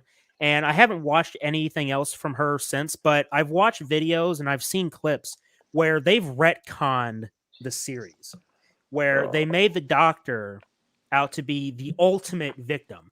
For those who don't know, the Doctor is an alien who also time travels, and his species has the ability to regenerate, and when it's a way of cheating death. And when they regenerate, they change their face. Well, it turns out that the Doctor was the only one that could do this at one point in history. And what would become the Time Lords of Gallifrey actually found the Doctor on this planet. I forget which one. I don't know if it was actually Gallifrey itself or if it was another planet, but they found out that the Doctor could die and then regenerate. And so in the further regions of trying to experiment on this new on the Doctor. They killed the Doctor a lot. They literally killed her just so she could regenerate, and they retconned who the Doctor was. Where the first Doctor was no longer William Hartnell, but it was a bunch of diverse doctors. Bunches of multiracial children were the different versions of the Doctor. Completely retconning the entire show. And people just it hurt. It hurt me when I found out, because Doctor Who was one of those things that helped me out with feeling kind of isolated back when I started watching. I connected with other people that like Doctor Who, and so Doctor Who has a special place in my heart, because it was really one of those fun TV shows that you saw so many different things, and it was fun. It was science fiction, so I like science fiction, like Star Wars. I related to that. And when they fucked over that series, one, I wasn't surprised. Two, I was thoroughly pissed, because they didn't just fuck up the character like they did with Luke Skywalker in The Last Jedi. They retconned the entirety of the show. Wow. Everything that the Time Lords of Gallifrey were, everything that the Doctor was retconned. And the BBC has been known for their diversity and inclusion policies. Bullshit. They brought on companions that sucked ass. They're also suggesting that the Doctor is now a lesbian with one of her new companions, even though the Doctor had a wife. Her name is River Song. That is the Doctor's wife. The Doctor has always been a man. And I know in some of the older lore and some of the more recent lore, they say that Time Lords can change their gender. But you know what? I ask myself, is that really fucking necessary? You have a man who has been a man since the 1960s. The first 63. Okay. And why is it that you want to change the gender now? You want to do that now? And then they also can change the race, as I said. Now, when they started doing some of this stuff early on, after Matt Smith's era came to an end, they introduced Peter Capaldi. That's where they started to become more heavy-handed with their politics. But it wasn't until the 13th Doctor where things just got into full swing. It's like, yep, this is no longer merely a time travel show with mysterious aliens and a wonderful madman that travels in a police box that's bigger on the inside. The 13th Doctor literally go to Selma, Alabama during the 1960s with Martin Luther King and that whole thing. Yeah. They literally go there, and every white person in that episode was depicted as the ultimate asshole. Well, the ultimate asshole. Well, it was disgusting. So fucking untrue. Wow. Yeah, and not to mention though that they had the audacity to they decided to pull the fucking historical race card on calling them assholes because, well, they were sort of right though, but they were being dicks about it though, like calling like the white person an asshole. They depicted them all as scumbags of the earth, and then they also did an episode where they had a guy that was basically Donald Trump. Now, I'm not much of a Trump defender anymore. I kind of learned that the hard way in a way. But I do find it funny whenever they reference Donald Trump in anything. He's always the ultimate scumbag, which, kind of is now. But from, being badly, essentially you're attacking people that are Trump supporters. And I feel bad for some of those people for multiple reasons, but my point in mentioning that is you don't get the opposite angle where you can criticize the liberal or leftist president or congressman or senator, and people will get a laugh out of it, right? They'll say that, oh, you're just a Republican hater, right? You're just a bigoted white man that thinks that America belongs to the whites or some bullshit like that, because that's how white people are depicted. I swear to God, you look anywhere on most mainstream media platforms, and they are just demonizing white people. For example, Arnold Schwarzenegger, when he was talking about the Cervezas 19, right? He said, "Fuck your freedoms." For people that didn't want to get, or getting the jab. Right? So what you have here is a very how do you say? It's a Dildo very effect. one-sided view Been dildoed. on things, on views. There's a monopoly on speech. That's a good way to put it. A monopoly on speech. You see this in Hollywood. You see that here in the political sphere. And it's a shame because the thing about politics and religion are really bullshit subjects because there's so many different things that people can agree and disagree on. And when you don't have anything left, when you're tired of the politics, you're tired of the religion, what's the next thing you go to? Pop culture. Yep. Basketball, football, movies, TV shows. Okay, that's the escape. And there's a reason why that's there, because people can at least find common ground on those shows, movies, sports. And there's Those always like a good platforms. little fun back and forth, like on sports. It's like, oh, you're on that team. Oh, I don't like you. It's always a fun little thing, right? It's fun. And then when you find people that like some of the same movies you like, then you find that camaraderie. You begin to establish bonds with people. Exactly. Mm-hmm. Also, another. But now, sorry, you can't get that. You can't get that because if you disagree with, or if you don't like what Marvel is putting out in their comics or their films, suddenly you're a fucking toxic fan. Yep. Go ahead, Carter. Yeah, but that's another thing though. If like, That's good, Caleb. yeah. So anyway, pop culture to me Thank you. is basically, I just don't like my pop culture is like I prefer it like as like the Wild West though. Like it was still wild and unruly and total lawlessness. I love it. I love Yeah, that. but now you got like these fucking politics in there, which I do not totally agree on though. Now let me tell you something. If you want to watch something about politics, go turn on the fucking mainstream media. Go watch CNN, go watch NBC, go watch those other shitty news Fuck channels. stream. So Actually, don't go watch them because they're just No. they're just gonna pollute your mind. yeah, they're and gonna, also, they're gonna put ideas in your head. yeah, or better yet, just don't watch that though. The only reason why I want to watch movies is Read so I some can. history books. The only reason, No, don't yeah. read those either. Yeah, I the mean, only- Skewered too. yeah, good point. What do you do anyway. then?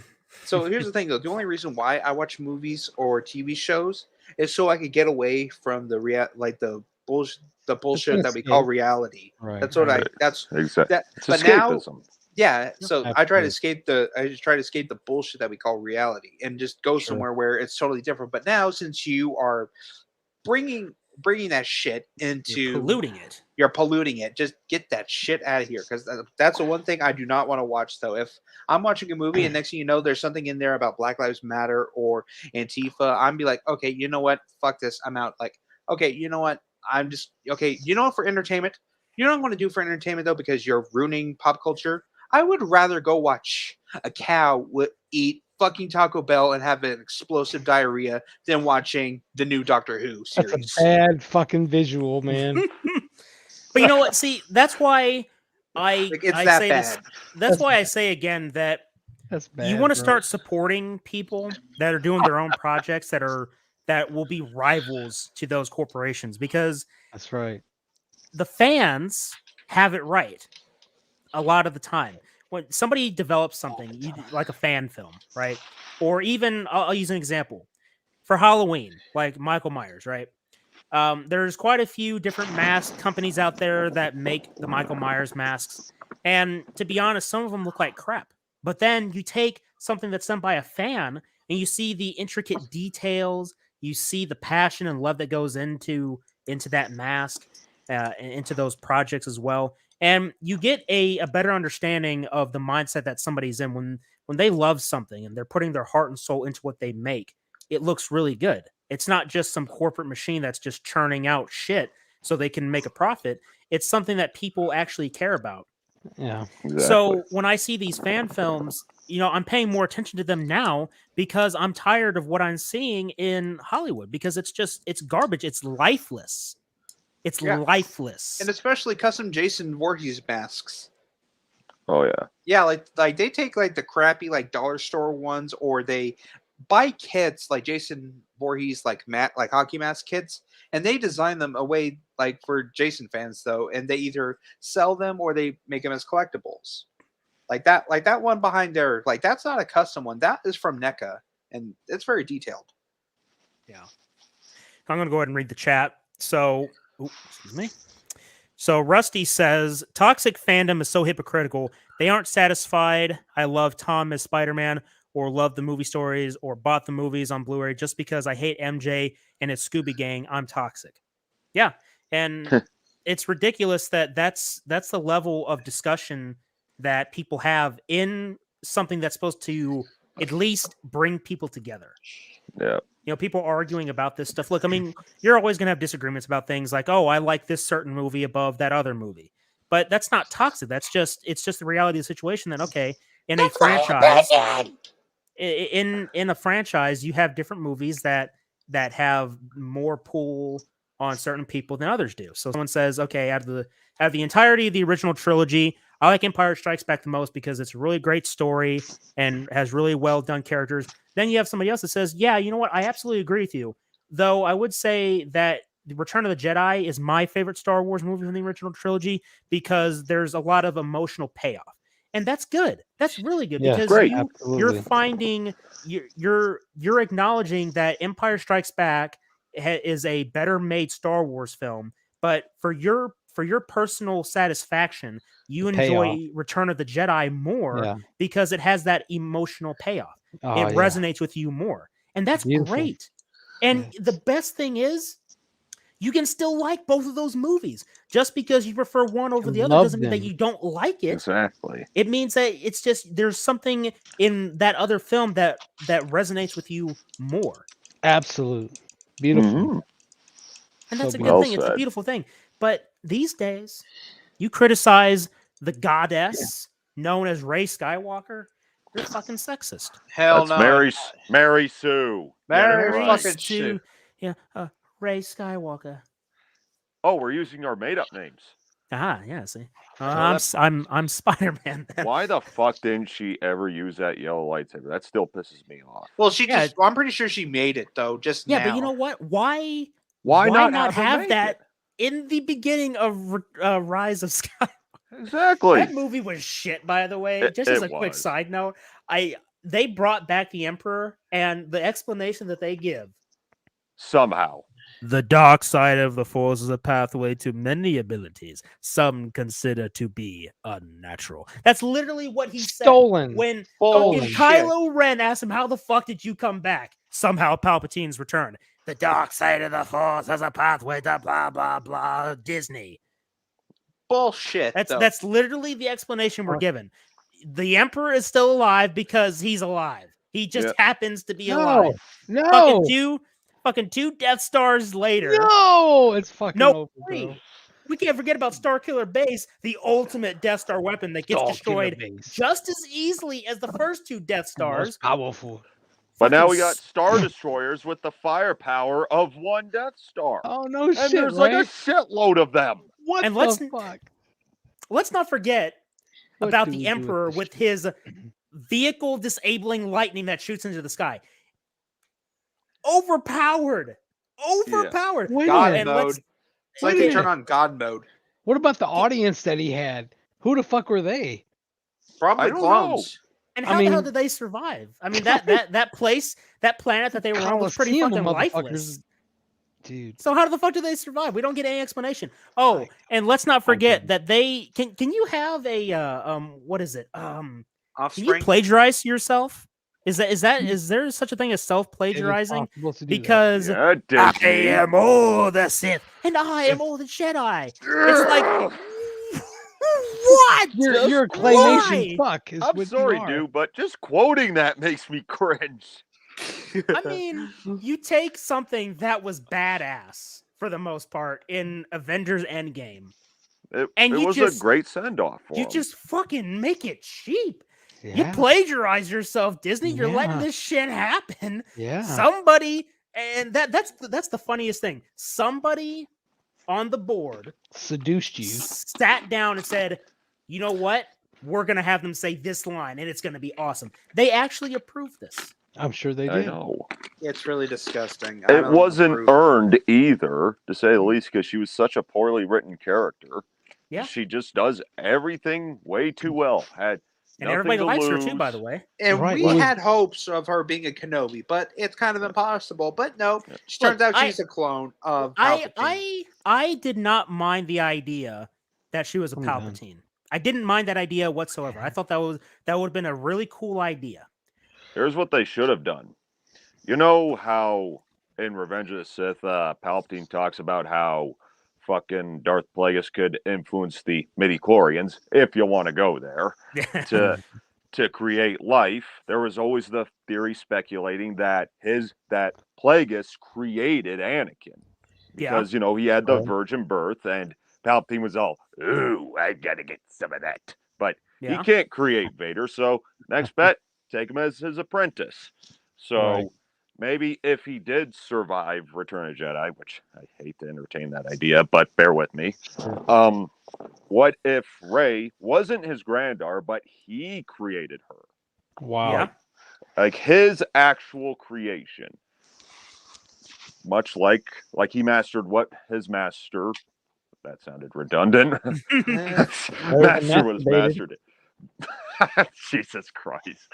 But seriously, he was able to create life just like Plagueis did, and there's Rey, who develops all these skills like piloting and using the Force, and she has no idea how the fuck she was able to do it, by the way. Yeah. So maybe it's better than her being a granddaughter, because does anyone want to picture Palpatine getting on to do it? No. No one wants to picture that. You want to see something like that though? Look at the thumbnail. Look at the fucking thumbnail. Yeah, I know. I feel I'm sorry, for Carter. Yeah, it's a shame. Come on, man.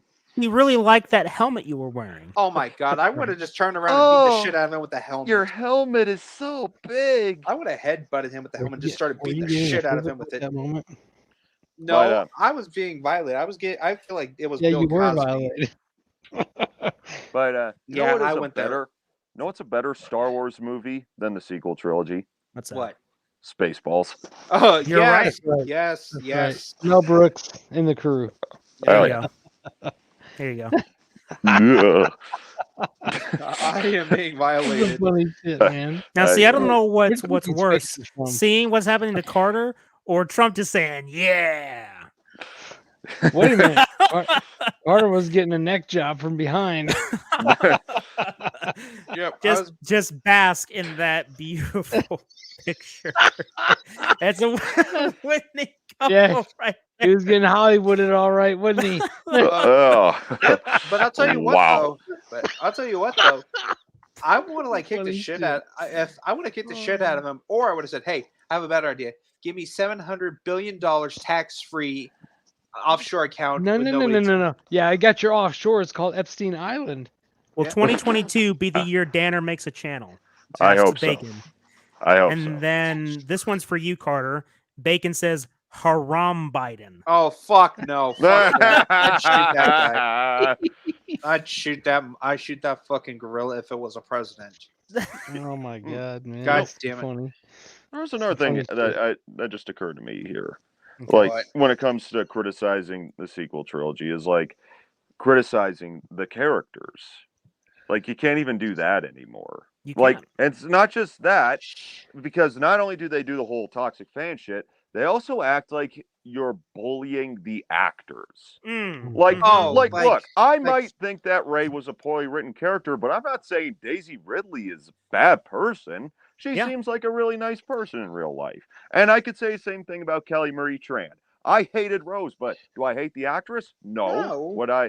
Would I bully her on social media? Of course not. But those same people who accuse people like us of bullying those actors on social media, and hence why they deleted their accounts, are probably the same people that were bullying Ahmed Best and Jake Lloyd back in the day. No shit. The same right? people that also bullied Gina Carano. Yeah. Aiden Christensen. Yeah. Yeah, he's got dog too. I mean, I can make fun of Hayden Christensen's acting in a Goosebumps episode, but That's true. another- No, that's another true, man. story. But you're absolutely right, because another part of toxic fandom, right, is that you criticize a character and suddenly that means that you're hating on the actor. And Kelly Marie Tran got bullied off of social media, though she never made it explicit that people were like making fun of her or bullying her on social media, but you had a bunch of social media sites that were essentially making that story up. They produced it and people just ate it up. And they said, okay, this is why the Star Wars fandom is racist or sexist or whatever. It's like, you know what? If that's what really happened, it's a shame that happened. At the same time, you know what I say? Welcome to the internet. Yep. Because the internet is not a nice place. That's right. You signed on for ugly. this shit. You signed on for this shit. Deal with the pain. Yeah. Exactly. I mean, like the old saying goes, I think it was Carter who mentioned it earlier, if you can't take the heat, get the fuck out of the kitchen. Yeah. I agree. But not before you finish making me a sandwich. That's right, man. I want that fucking omelet, man. I love it. So, Bacon's asking you, Carter, shoot him with what, Carter? The Haram Biden. Oh. Super soaker weapon? Oh. Shoot him with what? Oh, yeah. You know what? Speaking of which, Indiana Jones 5? The 5th Indiana Jones film? Are they still making that? Apparently they are. I keep hearing rumors that it's going to be a time travel story. Oh, God damn it. Featuring a de-aged Harrison Ford. Oh, now, God. Bullshit. Remember this, okay? Remember that Kathleen Kennedy is still at Lucasfilm.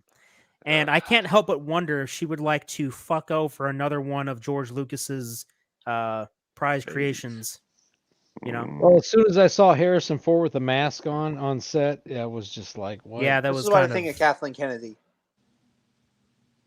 That's what I think of her. A proper comment from Bacon. Dick Sand. Yes, we are back in the Dick Sand once again. But that's what I was referring. Gonna fish us out. Indiana Jones. Like, okay, watch this. So, from what I heard, Indiana Jones 5 is supposed to take place in the 60s. Oh, some set photos show some things about the civil rights movement. On top of that, I don't know if you're familiar with this name, Danner. Phoebe Waller-Bridge. Why is that? Never heard of it. Never heard of that bitch. Okay, so she is the one responsible for doing some rewrites for No Time to Die. Oh, God. She also was the voice of the robot that becomes the AI for the Millennium Falcon in Solo Star Wars story. No! Yes, the droid rights woman. She was writing and also starring in the Indiana Jones 5 film. No. Constipation. You know. So kill that bitch. A great takeaway from everything that we've said tonight. Well, one of the great takeaways from this is stop giving these people abundant amounts of money. Yeah, I know. Most of us here enjoyed Spider-Man No Way Home. But you know what? No amount of fan service and nostalgia can ever convince me that Sony and Marvel are turning over a new leaf.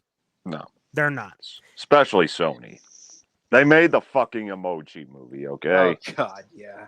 Oh. Same thing with the Book of Boba Fett. I know that some people are enjoying it. It has some cool parts, but remember, this is Disney Star Wars. This isn't George Lucas or non-Disney Star Wars. Kathleen Kennedy's still up in power there. And I don't care how much of a fan Dave Filoni and Jon Favreau are. They answer to other people. And if those people want to have certain things injected into these shows, it's going to happen. Which is why I am not overly hyped for that Obi-Wan TV series. I'll watch it, but they bow to the vajayjay. That's what they do. It's not even a proper vajayjay. It's like a mix because there's no gender. Everything is non-binary. Everything is trans non-binary. There is no vajayjay. Right? Transphobe!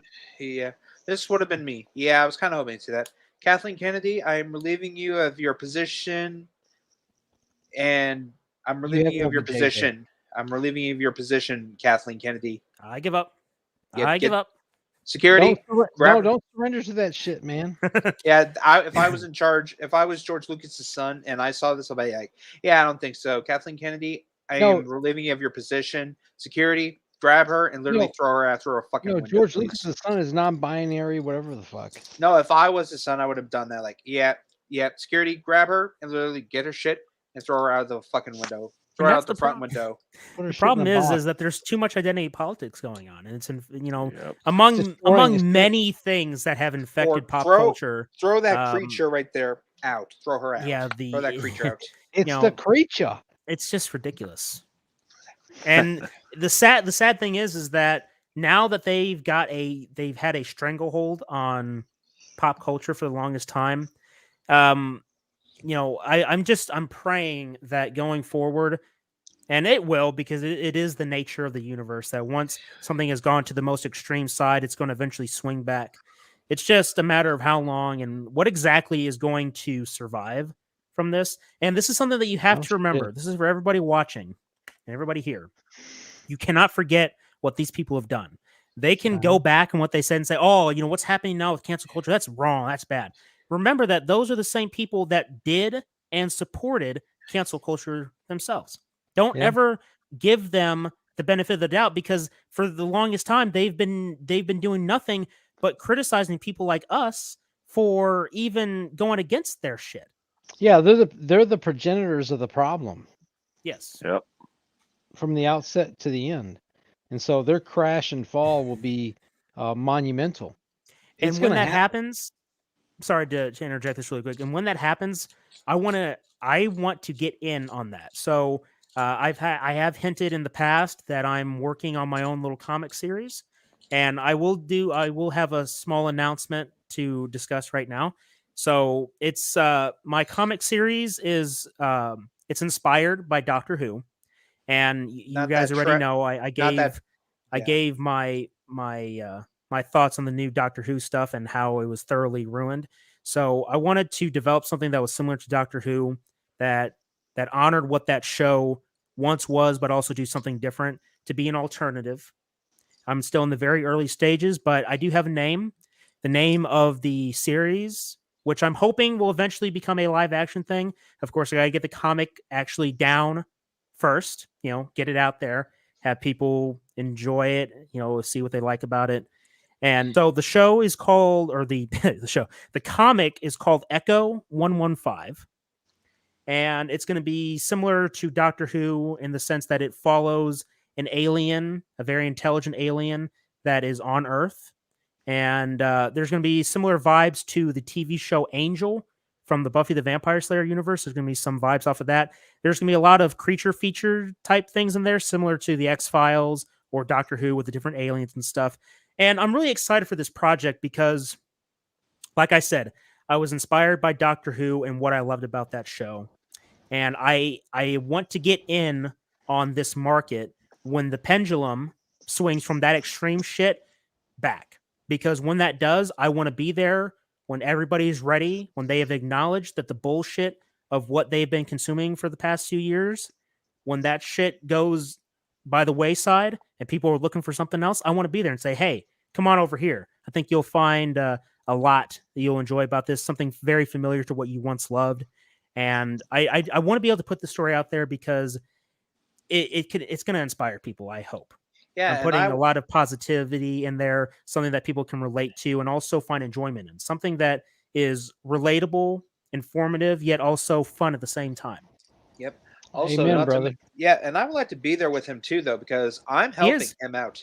He has his own character. He has his own character. I asked him, "Hey, doing this comic series, you want a character? You want a character in this series?" He's like, "Yes, sir." So I've been doing a lot of writing, and it's still in the very early stages. But what did Sic Parvis Magna from the Uncharted games, The Ring, greatness from small beginnings, right?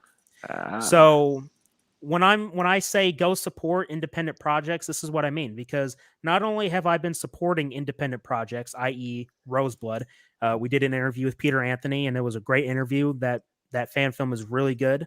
If you enjoyed Friday the 13th Part 7, I think you'll enjoy this fan film.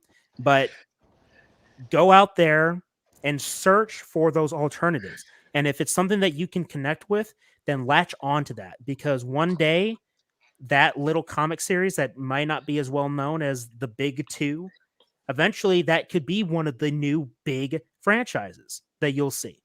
So start looking for alternatives. Start looking for something that you like. Stop supporting Marvel and DC, because ask yourself this: does it make sense to continue to support people that hate you? No. No. Absolutely not. Hell no. Because think about this, okay? People that want to support any of these upcoming Marvel projects says, "Oh, the trailer looks good," or "It's a story I'm invested in." Just remember, these are the same people that called you racist or sexist for not liking Or man babies. tokenized characters. You know, whether they be race swapped or gender swapped. They called you racist or sexist for not liking these characters. If you don't like the new MJ, you know, you're sexist against Zendaya and any female leads, right? Yeah. Don't give these people money because they hate you. They're just mooching off of you.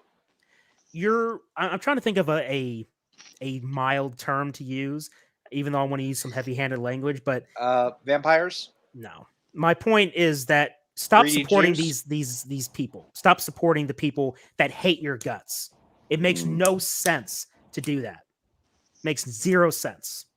Stop it. Okay? Look for alternatives. Start supporting the smaller people. Independent creators, because that's where we're going. And I'm still going to make a video on this. I still have this video planned, that the fan projects and the independent content creators are where things are going to go, because eventually Hollywood is going to break down as we know it. There probably will be some shred of what Hollywood once was, but they're not going to be as popular as they once were. I would love to see the IRS be beautiful. Raid everybody as soon as Hollywood goes bankrupt. I would love to see the IRS raid everybody. It'll be a very beautiful thing to see. And then that's why IRS, you want to get on the IRS. Yeah.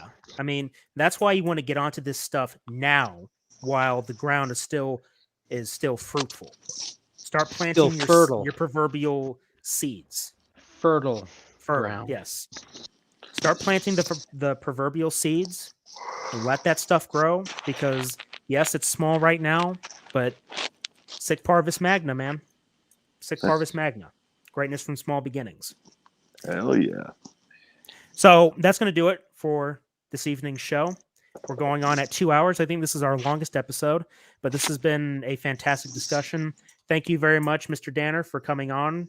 You are our first guest in this series, and hopefully we can have you on again, not only on this series, but for doing some watch-alongs for some shitty movies, good movies too. We can't just do the bad. We got to look at what was good and appreciate and enjoy it. Hell yes. You guys can find Danner on Facebook. Eventually, hopefully, you'll get yourself a YouTube channel, that's my New Year's resolution, so to speak. There you go. So make sure you guys go support Danner. You can find him on Facebook. We are also a part of a few different Facebook groups that are, content creators and such. You can find them on there. And of course, you can find us here on YouTube, Facebook, Twitter, all the usual social medias. Stay tuned. There's going to be more stuff coming out from the War and Pop Culture. More announcements coming for Echo 115. I want to definitely start doing more marketing for the series so people can kind of get a taste of what's to come. I'll start releasing some concept art of where I'm at in the creative direction I'm going. But with that all being said, thank you guys very much for watching and supporting. Once again, make sure you go support Danner. A special thanks to Kyle, Bacon, Rusty, and everybody else that's been tuning in. Jason Simone, thank you for coming on and showing your support, coming and saying hi. Thank you guys very much for all of that. We really appreciate it. And with that all being said, thank you guys very much for watching. And until next time, welcome to the war.